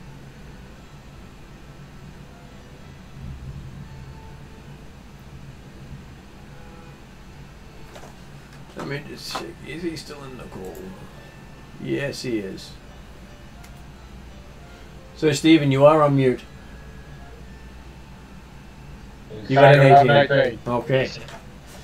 So, I don't believe anyone got over 20. Dimitri was 19. I was 18. 17. Yeah, I would have some resistance because fear that's on the I horse will right now. try to unmute Steve. So Steve, I think your mic may have disconnected. It's connected now. Then it's disconnected. Now it's back again. So yes, everyone feels fear like they've not really felt before. I look around for my wife. Those of you who got below 10 are basically incapacitated by your fear. They're also sitting in a puddle, and it's not beer. Hey, that's going too far there, Jeremy. That's personal choice. I'll go with. Like that. No, So how does Bradshaw express complete and utter terror? I wonder if my wife's nearby. And she's in a cranky mood. I've been there before. So that's my ultimate fear. Okay. Okay, and as you have this moment of pure terror passing through each of you, it slowly fades as the sound of the footfalls go more distant. Okay, so the door doesn't open. It's a case of the footfalls apparently just walk past. How does he go? We don't know yet. We'll have to open the door and have a look. You could have let that one go because I was hoping you would do there. But anyway, it's okay. Dimitri's actually okay. Once the initial fear is passed, he will say yes. So we should be moving, I guess, as he goes towards the door to open the door and have a look outside at what might have been out there. Give me a perception He's not roll. actually looking to walk outside yet. He's wants to good excuse to actually see what went past. Give me a perception roll. 26. First thing you notice is that the goat is on his side. The goat is what? The goat is on its side.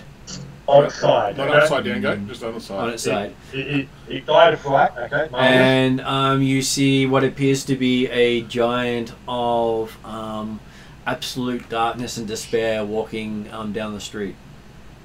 give me a wisdom saving throw. Oh, come on, please fail, please fail. Well, I hope I didn't.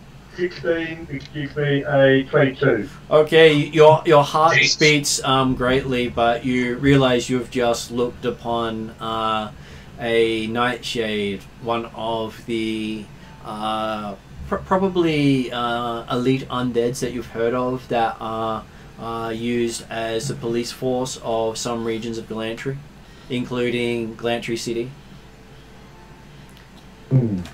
Does he let me know that Bruce is on the side yet? That's what I'm waiting for. At this stage, he was more looking at what was out there. And, Of course he would. Yeah. And beside the goat is a griffin also lying on its side. a griffin on its side, yes. The Dimitri will pause at the door and allow a bit more time for the nightshade to move on before encouraging the others to time to go. So you know this variant as the of Nightshade is known as the Nightwalker. It's basically the threat of if one of these is chasing you, it will never stop walking after you, and you'll hear its footsteps until it catches you. Mm-hmm. And there's no story of anyone ever escaping one. No. Okay. When we do get outside, Dimitri will mention to the others the fact that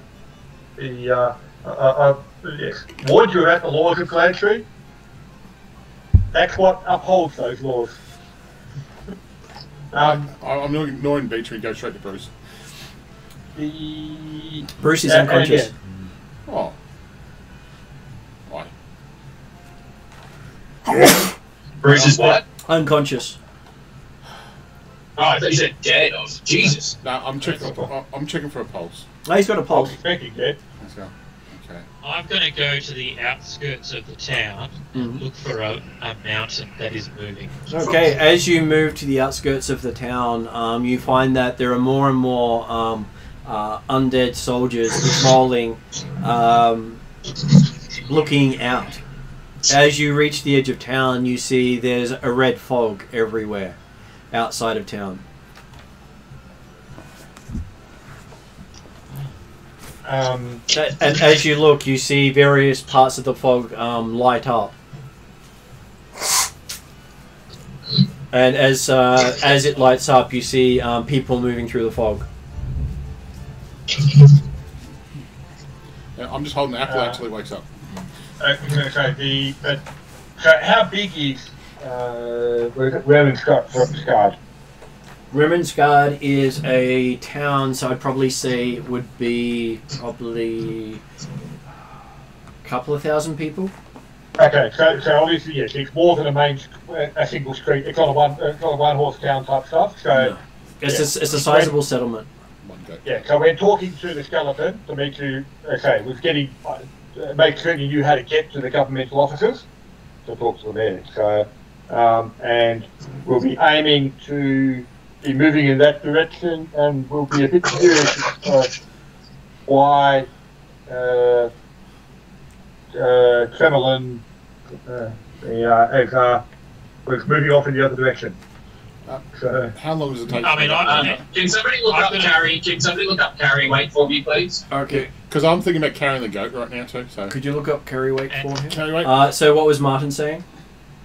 that I could move 50 feet, so it shouldn't take me long to get out there and get back again. Probably take you about 10 minutes to get to the edge of town. You say that you're looking to just before the Get edge an of town appreciation of what trouble we're in, and then come back and report. and well, Our we story want no here. specific direction. So we need to be happy to be looking at the edge of town as an initial step of getting an idea, as you say. There's no reason to actually separate the party at that point. Strength score times 15 pounds. Strength score by 15 pounds. Okay, so David, Mark looked up lift is strength by 15 pounds. So that'd be 300. But you could drag it by the tail, and you get 30 times your strength. That's Yeah, true. cool. How much does it go by? A goat would probably be probably close to maybe 400 or 500 pounds. Between both of us, we can do it because I'm 20s as well. 20 strength, 30. So remember, you've also got a griffin. Yeah. There's a very special meathead who can look after the griffin who's I just because we haven't heard from him, probably leave it up to him. Yeah. Also, Lyman does have a connection to go. Yeah, I've got no problem with that. But the more question we talk about is the griffin still alive? The griffin is indeed still alive. Also unconscious. Obviously. Lyman summons Regem, Yep. and we scoop Bruce up onto Regem. Okay, Bruce wakes up as Regem appears, as does the griffin. Apparently, a celestial mount does make things a bit nicer for them. Cool. You okay, Bruce? Bruce is quite happy to see you and headbutts you. In a friendly way. Okay, I'm sorry, I said horse. I meant goat, okay? Oh, I had a few problems in there, okay? I'll give another apple. On the idea that it takes a few minutes for the animals to recover, it's probably just as easy for our monkey friend to do his scout on the borders. So by the time you get both the griffin and the goat onto their feet, your elven friend has returned. Trellin is back. Oh, yes. What is see? Red fog and flashes of light were inside the fog. You're able to identify the flashes of light of anything moving through the fog, lights the fog up like a beacon. But were those flashes of light? Were they ceasing? You believe the flashes of light was highlighting living people moving through the fog. Right, but they were still alive. They were still alive, yes. It wasn't signaling killing. Yes. And with the fog apparently entering to the city limits. It stops on the city limits. It's almost like a curtain. Okay. The maker suggests that no. Whilst the sky may not have changed colour significantly, I expect that's the indication that the gates to the town are closed. I do ask Martin's character, did you see any bushes with nuts on them out there? On the outskirts, because, not bush city limits. Yeah. Okay. Well, I have a herbalism kit. I don't know if Okay, sorry. would... They're all covered by the fog. Okay, that's great. Yeah. That's okay. I just thought I was going to crack a joke in there, but it's okay. So I'm sure you can give a response of yes, you saw some red nuts out there. Okay. So, yeah. That's right. They kept moving side to side and turning 90 degrees. Yeah, you see here is it Bradshaw's is it Bradshaw yet or not? It's up to you. I got that. Bradshaw's can just hum a song that sounds familiar but you're not sure about it, kind of thing. Yeah. I think I got the Beatles reference better than yours, but maybe yours was too subtle. Martin, question for you. Martin. Yep. Would speak with animals from the barbarian anger these rude magical arcane purists? Only if they realise you're actually using magic, if they're paying attention to you. Okay. It takes 10 minutes, I'm not going to risk it. And at the moment, most of them are going out of their way to ignore you. Yeah, no, it still takes 10 minutes, not going to risk it. All good. It's like, you're just going to get talking now. Let's do it. No, I'm going to comfort the goat that I don't hate. This has changed. He's always liked the goat. It's like the goat, just doesn't like what came out of the back of the goat. I think that's what the problem was. Oh yeah, no, absolutely. And now there's less stink coming from the goat. He's quite fond of it. No stink. Clement asks for a gem to stay with the goat, and I was about to say keep it happy, but that's going to be misconstrued, and to comfort it as much as well. Bruce doesn't swing that way, by the way. Yeah. Well, Bruce might not have a choice. Bruce might not have a choice. I was thinking to myself about this. Yeah. I'm really concerned. Let's not go down this path. Hey, you started this. I did not. Okay. Specifically want to avoid it. No. There's a mutual understanding between the two animals. Griffins came about somehow. Hey. Stop it. How about hippogriffs? Don't bring Steve's Griffin into Curious, this. why does it hurt, big brother? Why does it hurt? Don't bring Steve's Griffin to this one. No, don't do it. Okay, we'll follow Demetrius. I will. Go, Quick Demetrius. question, Martin. Yep. Did it look like the inn that we're in? Did it also seem to act as a tavern in the sense of accommodation? It does. They have what they call coffin rooms. Whoa.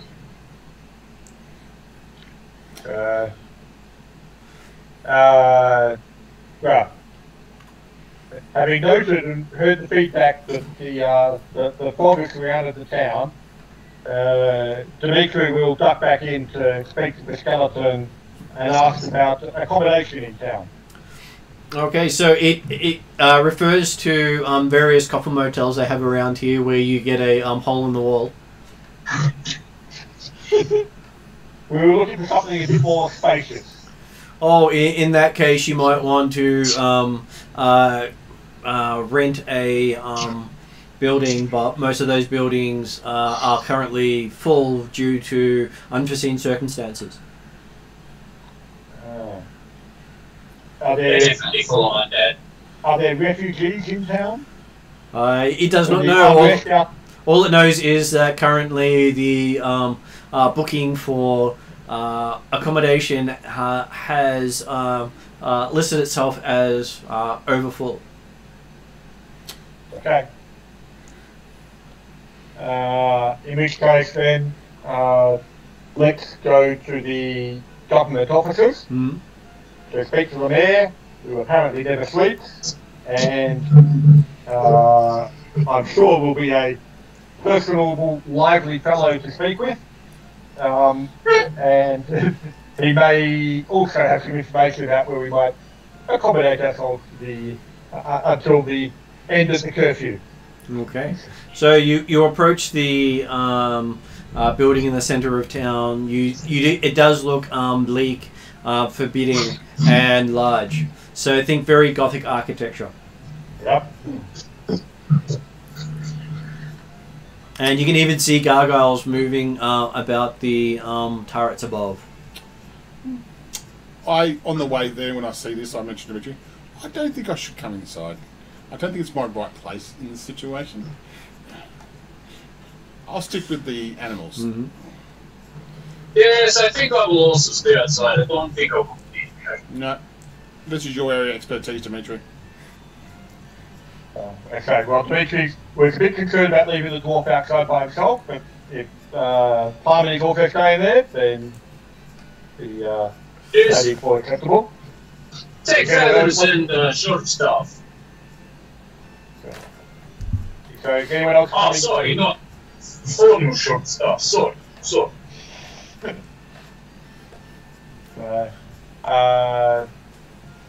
there's Cullen and Claudius, or Claudius. Dimitri Yeah. doesn't use the word not Claudius.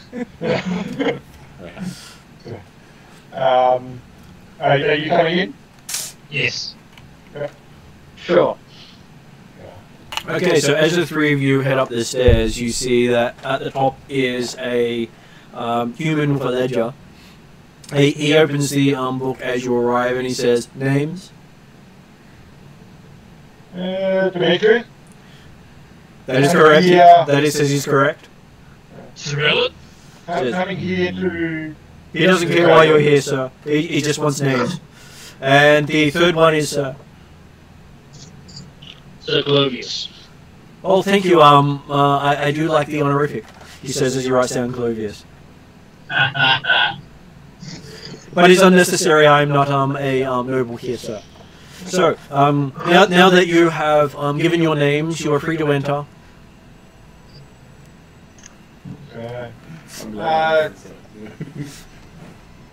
Is there any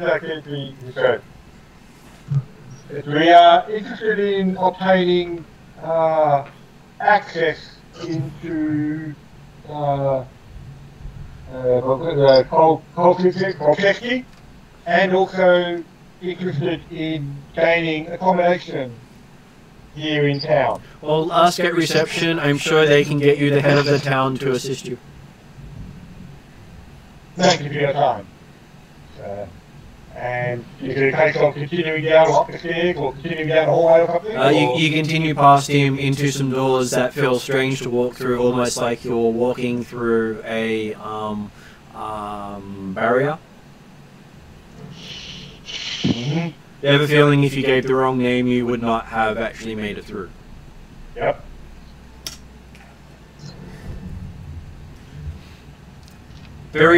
Your hair's pretty much standing up on end as you come out the other side. Yeah. And you see a reception area. As you start to step through the doorway and feel the resistance, you'll actually effectively just walk back a bit as well to see if you can feel like you can get out again. He does feel like he can get out. Okay, yep.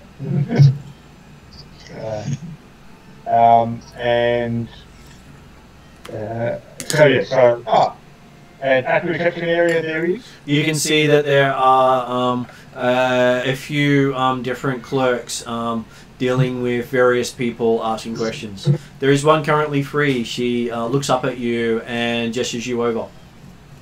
Okay, yep. Head over there. And she says, I believe you are Dimitri. I can see by the name above you. Indeed. So does she have a name tag or name plate or anything like that on her desk? She has clerk. Oh. Okay. So you have a realization that they try not to use names around here too often. I can fully understand that, and there's a specific reason why it was only Dimitri was given. Why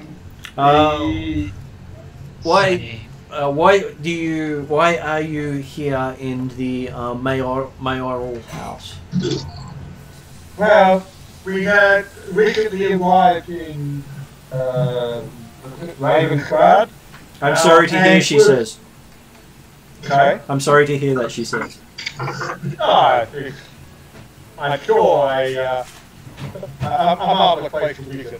She shakes her head and says, normally you're sent here as punishment. We have come here voluntarily, and we were looking at possibilities. And we noticed that it seems a bad time to travel at this moment.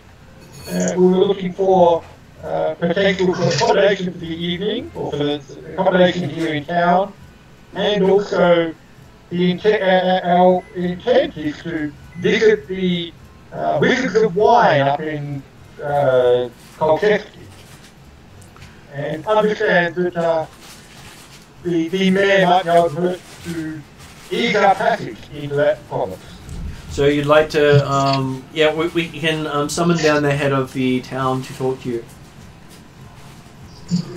Well, if he's the only person to speak to and he's available, that would be appreciated. But is there any accommodation in town, or is he also the only one that can sort that? I can look into that while you're speaking to the head. Thank you very much for your service and assistance. She picks up a bell from behind her on a shelf of bells and starts ringing it. Do any of the other, has this sort of interaction occurred to any of the others that have been talking to clerks?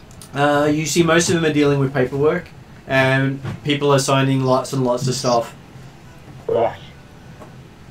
Most of them don't look happy. And as they're also handing over money. So, about a minute or so later, a ghost appears behind you and says, this way, please. We'll follow. Takes you in. Hopefully that goes through a wall. It takes you around the others into a nearby room where you can see a table with a head on it. With a head. Yep. Are the eyes open? Yep, the eyes are open. Yep. And watching you. Yep, that's fine. Let's go. Did he speak to us first, or? He says, "Greetings, greetings. How may I serve you today?" In the name of the Prince of Igor.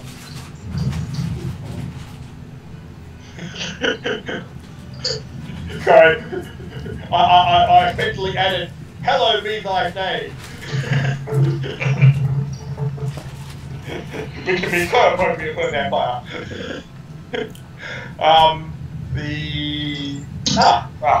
I understand that I understand you. Hopefully, you may be able to assist us.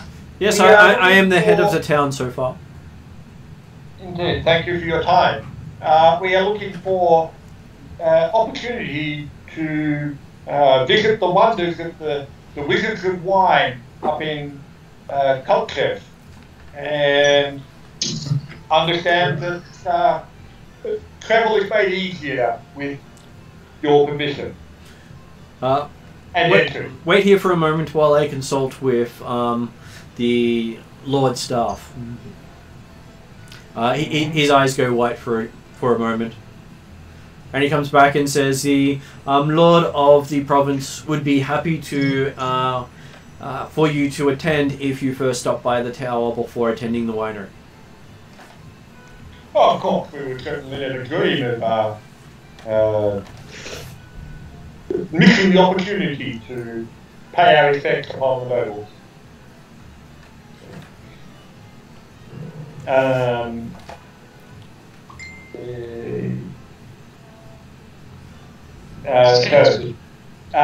So then it's a case of, I suspect it may take us some days to get there. He is happy with that. Just make sure you do not carry any forbidden items with you, such as priests, paladins, or clerics of nature. All good on that score. Okay. Well, yeah. Could wouldn't be carrying them anyway. They walk in their own. Thanks very much. I would walk good. We're going to cut garlic. But no, of course not. We are. None such should be existing in Glanshire anyway. Obviously. Oh no, they try to sneak in all the time. The mists pinpoint them. Wouldn't Dimitri kind of almost be like an avatar of a god? In his mind only. God, yes. Technically, you're all god-touched. But Dimitri can cover the apparent divine nature of himself by using arcane magic. Yeah, okay. So he speaks up a moment later and says, if you need any other assistance, he's happy to help.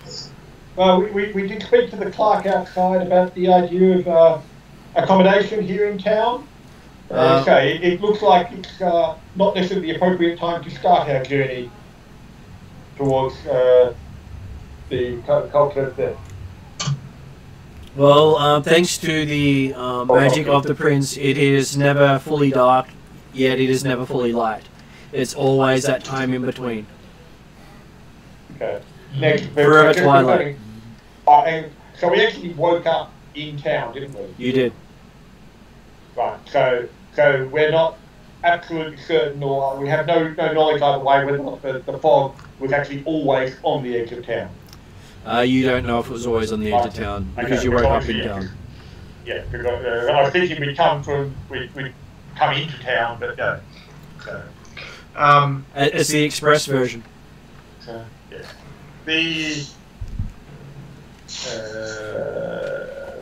So he just said that it was always there's no. He implied there was no particular time better than others to actually travel. The lands of Moldavia are in perpetual twilight, except for that one time where the sun broke through and burnt half their land. Approximately. About 4 or 5 years ago. Oh, okay. So, Dimitri was thinking it was when the next one died, but. It sounds like a dreadful time indeed. You have a feeling that in Glantry, no one really noticed that the magic died. Because it was an arcane magic that died. Oh, yes, okay, so it goes into my magic, yeah, that's true, yes. It was everyone else's magic, not wizards or sorcerers. Yep. Oh, that's fine then. Well, from Galactic perspective, that's all it is. Only it was all of it. So, yes, but Dimitri was saying, yes, it's more the idea we have travelled some distance already and feel that it's a rest before departing would certainly be advantageous. He recommends the coffin motels as the most expeditious way of resting, because not only are you guaranteed uninterrupted rest, you'll also be raised at an appropriate time. Phrasing. I get the impression there is only limited space in each room, though. Is that correct? Yes, you crawl into a wall and lie down, and that's basically the space of the room. Yeah, so we were thinking we might want a bit more space to move around and store our belongings. Perhaps even if it's possible to rent a house or building in the vicinity. Due to the current war in the nation, most of the outlying villages have all migrated to the protection of Strahd, and we are currently at about 500% capacity. And most of our, well, technically all of our rentals, except for nobles' houses who may or may not rent to other people, are overflowing with citizens. So I understand, yes, there's definitely concerns about the unrest around the country at the present time. if I go into a 4-hour trance in this alcove, would that get me enough rest? It would. Cool. Though you'd have to lie down for it, which might be novel. As long as I'm sort of semi-conscious, I could, I don't know, make a roll or something. They always So recommend like going surprise. feet first into the hole. Feet first into a hole. Yeah, because it's the hole in the wall. Yeah. It's much easier to pull yourself out than to try to crawl out backwards. Fair point. I'm glad Bradshaw not hearing this. Well, is there room for a portcullis to come down and Take your head off. It can happen if you request it. We do have the kill your family discounts if you wish. No, I don't want that. And maybe it'd be better if I just went into a trance, not in a hole. That is completely up to you, sir. He does recommend not doing so on the street because the guards do not take kindly to loiterers. So Clovis suggests that we just sleep in the stable. Well, I don't know if we've seen evidence of stables as such yet, but... Not in the main areas, no. Most of the stables are just in the nobles' I know houses. Bradshaw wants to suggest it's probably not the city, but anyway.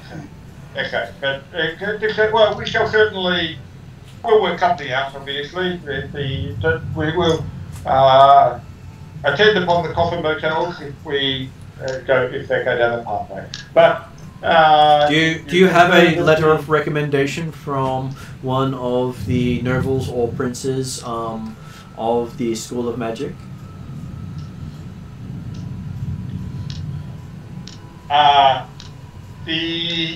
Unfortunately, I was not when I departed we were not expecting to be staying quite this long, so unfortunately, I did not feel the need to go to one of my masters at the college prior to departure. So. Well, if you do come by with a letter of recommendation, he can provide you with noble dwellings, which are currently vacant. Yeah. That's okay. Thank you for the offer, and next time we're touristing through Moldavia, I shall definitely ensure that I obtain more suitable references. Well, he hopes next time you come through, they're not currently hosting a war. And this would also be advantageous, obviously, too. Is there anything that people we can do to assist the province in its time of peril? The province could always use more foot soldiers. I don't know that's necessarily my role in the war. I understand that, in fact, the province is besieged from multiple sides and multiple forces. Is that correct? As far as he has been informed, there are 6 different armies currently traversing through this land.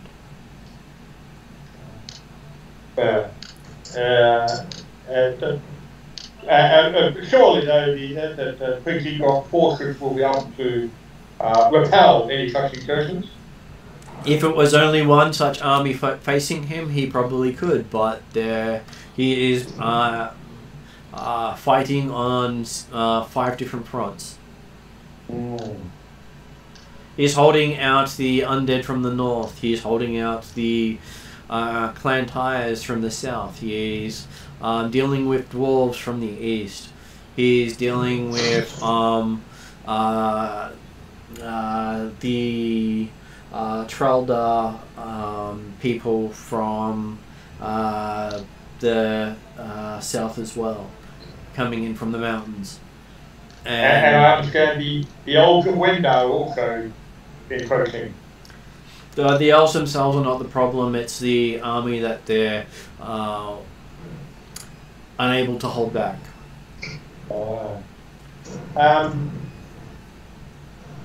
Is there any understanding or justification as to why Moldavia is such a target for such a diverse group of opposition at the present time?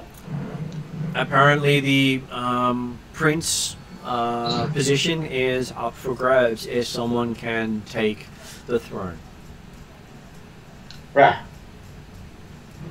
We can be confidently sure then that Moldavia remains in safe hands.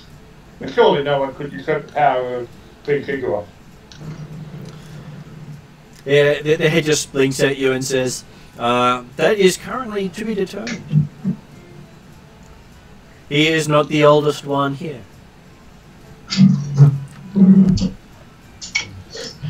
Dimitri's thinking, that's interesting. His head is not actually under direct control of Igor. And while I'm outside, I'm going to next to ploughing because while this is still going. What happened in the tavern? Oh yeah, yeah. Plyman's going to spend that time training Regem in combat against bipeds. Mm-hmm. And have a chat with Bradshaw, yeah. You do notice that where Regem walks, the ground seems to sorry buckle. guys, I'm just going to drop out for a second. I'll be back. Okay. You do notice wherever Regem walks, the ground is buckling. Well, I'll be talking to Plough and just going, what happened in the tavern? I can't remember. I got a faded memory of what happened in there. Can you give me a run? I'll ask him to give me a rundown.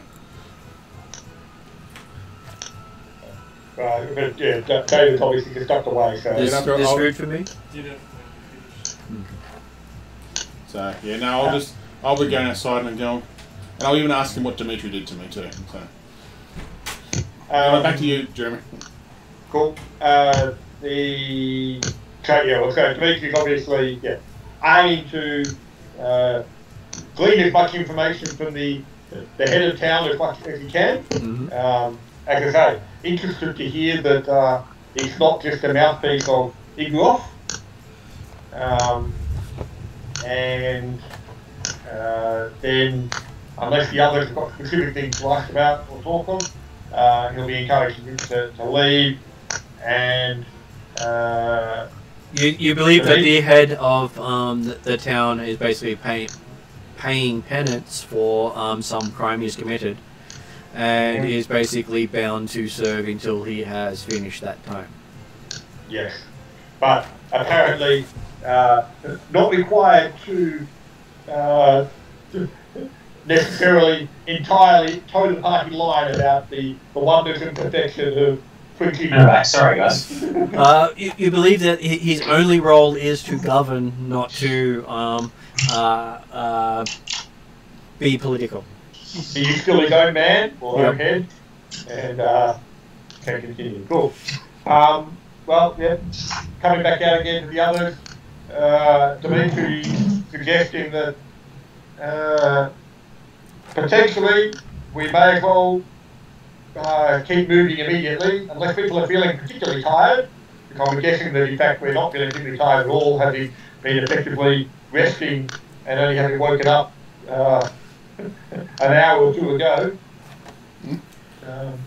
And you still can't tell how much time has passed. Yeah. Because yes, having heard about with the discussion of the head, implying that the fog did not come down purely as a creation of the curfew, or the implementation of curfew, but it's actually going to be a permanent effect all the time. So,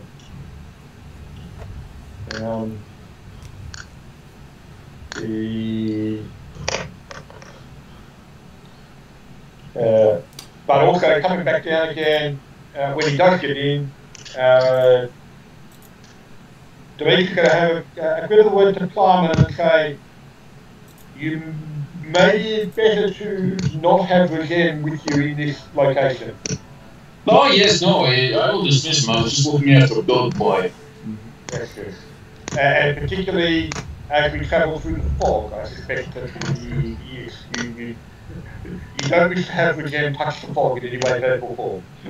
I'm sure Gem would be fine, but I assume it will probably attract a bit too much attention. Well, okay, like the idea is that we'll be moving, or we will be encouraging the group to be moving off down the road towards the gates of town type stuff, but not in any hurry about it. So therefore, yes, we can chat somewhat more freely. I'm not saying one word to Dimitri to explain the fact that yes, the fog is probably likely to have particular impact on those who have divine power and or in which I suspect may well include the gems. Yeah, no, it's okay. As soon as we leave, he'll be dismissed. I'm just trying to look after the goat.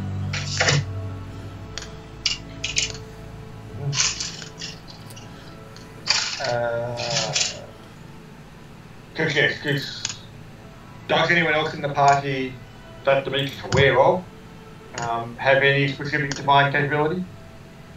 Not that he knows.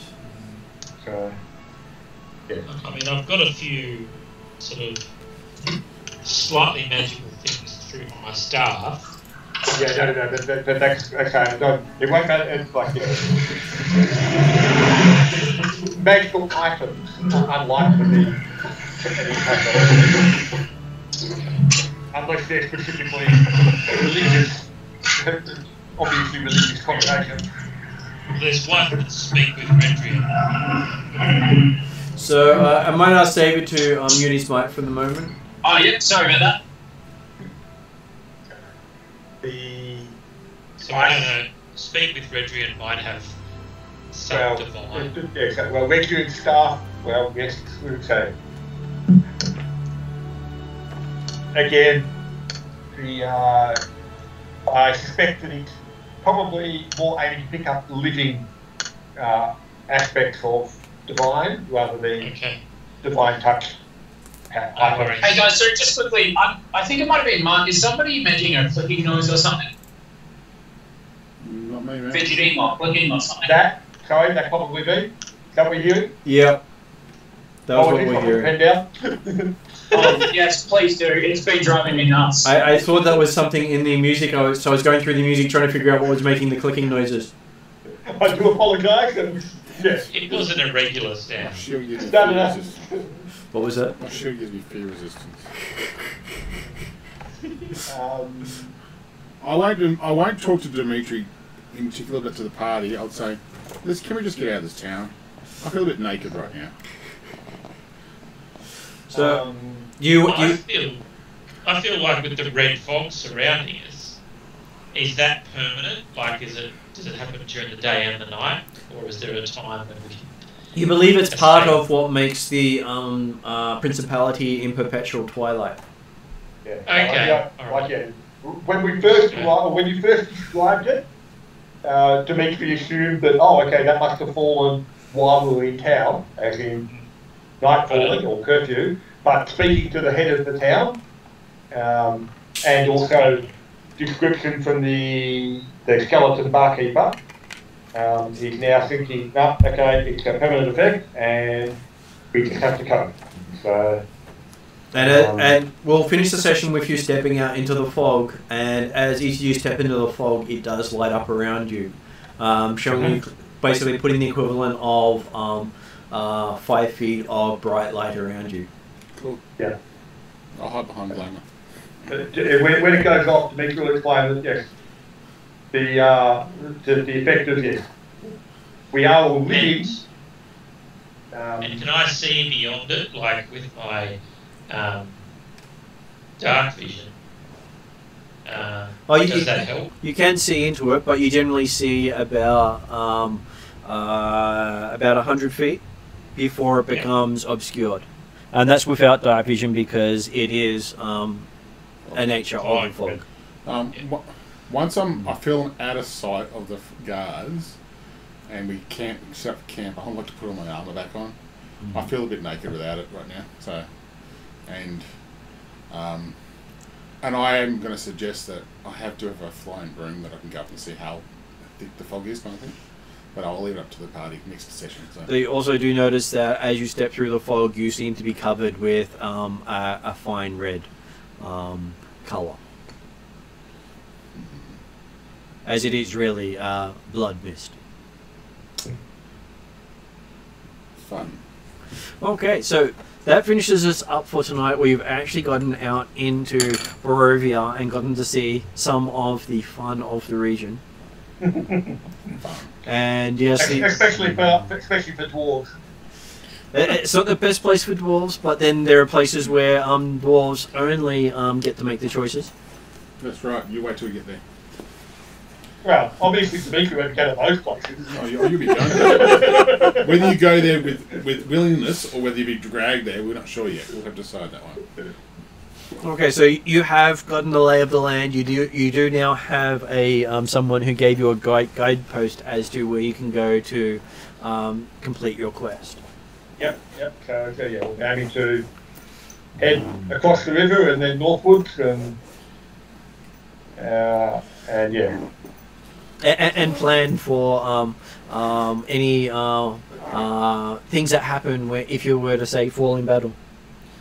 Mm-hmm. Yeah, it'll be amongst Dimitri's suggestions for life in Barovia. Don't die.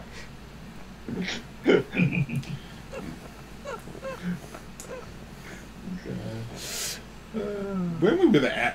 we're camping, we're a fair distance away from the sea. Okay, Dimitri was going to be keen to actually move us off out into the wilderness somewhat and go through. Is there any evidence of roads or pathways or anything like that? No, there are no roads or pathways heading north. It is completely, you got to cross a river, and once you cross that river, it's unpaved on purpose. There will be some swearing at the camp, okay? At Dimitri from Bradshaw. And nothing burns. The town is actually... Can we draw a map or something so that we can run across the river if the vampires come for us? Just saying. But yeah, the town of Strahd was on the river, yeah. whilst we might not know that it's actually, well, I mean, is that supposed to be a bridge across the river as such? That is rapids. So Right, if you were to take a boat up that way, that would be rapids to cross. For it to actually be a bridge, you would have one of those paths crossing it. Okay. And So that basically, river would be close to a mile wide. yeah, okay. So basically the intent will be to travel north until we hit the foothills, or the hills, and then we'll make a decision from there as to, like, effectively camping in the hills, and make a decision from there as to where we're stand, whether we're going to keep kind of go follow the river up to its course and go around the end of it, or try and cross the river. So. And maybe when we get to the hills, we might be able to have a good look around, or our vision might stop at 100 feet and we're fucked. And it'd be nice to see a moving mountain and go, that's Baba Yaga's hat. Yep. Okay. So we'll finish up here for tonight. Thank you very much for playing, guys. I am going to call it a night myself as well. Hopefully next session you'll enjoy the undead battle that's about to happen, because you're now outside of town. And there's going to be a lot of encounters along the way. Yep. I've got armor on now. And I thought you'd appreciate the fact you got a chance to get a lay of the land before going in there. No. There'll be a lot of abuse to Dimitri, and if Dimitri gets hit, I'll just laugh at him. So, but yeah, there'll be a lot of that next session. So. Well, okay. When we do get out of town and away from people, Dimitri will provide the explanation of the fact that yes, you can either be treated as a slave or you can be dead. It was your choice. I decided to do you the generous of treating you as a slave. If you weren't happy with it, go back into town by yourself. I have many thoughts in my head, whether they're evil or not. I'm not sure yet. I'm very excited for this to play out. Oh yeah, I've got a lot of good thoughts in my head about what we're going to happen in this. Oh, Dimitri needs saving. Oh bugger. Oh, I'll drop my hammer. Bugger. Oh no. Yeah, it's going to be a bit like that. So that's okay. We'll work it out. As long as it's not like Dimitri could have been less of a dick about it. Well, that's Dimitri's gone to a level which I didn't think he could go to. Now he's gone to a level where I'm not sure whether it's going to turn into kind of a Pathfinder horror kind of situation, but I'm not sure yet. But we'll work it out. Well, it is the horror region of the lands. It is horror region, but... You've got to remember also that Dimitri has been spending the last, like, effectively the downtime, our 8 weeks of downtime, he basically spent in Glantry. So... He's got the lay of how they're supposed to treat people. people. As part of that process, he's been attending classes with the intent of getting a noble title within Glantry. So... it is the sort of thing that, yes, irrespective of how you might think Dimitri thinks of you, he would certainly maintain the air of a noble with a slave in that sort of fashion. Well, Jeremy, let's be perfectly clear. We as players understand. Yeah, okay. As characters, and he's not denying for a moment exactly how he did. Our characters as a player, I understand you did the right thing. As characters, you're about to get a mace to the face. Yeah. and a warhammer that comes back and is thrown again. Okay. So. Exactly. Mace to the face. All coming to look forward to next session. All good. I'd like to know if the bow gets angry at Dimitri. I wonder if I can get that to happen. So I eagerly anticipate watching Dimitri bleed. Yes. We'll see. Okay, good night, everyone. Thank you for joining. Have a good night, all. And we'll see you next session. Bye, guys. Oh, we can use them any now. Bye, bye. Enjoy.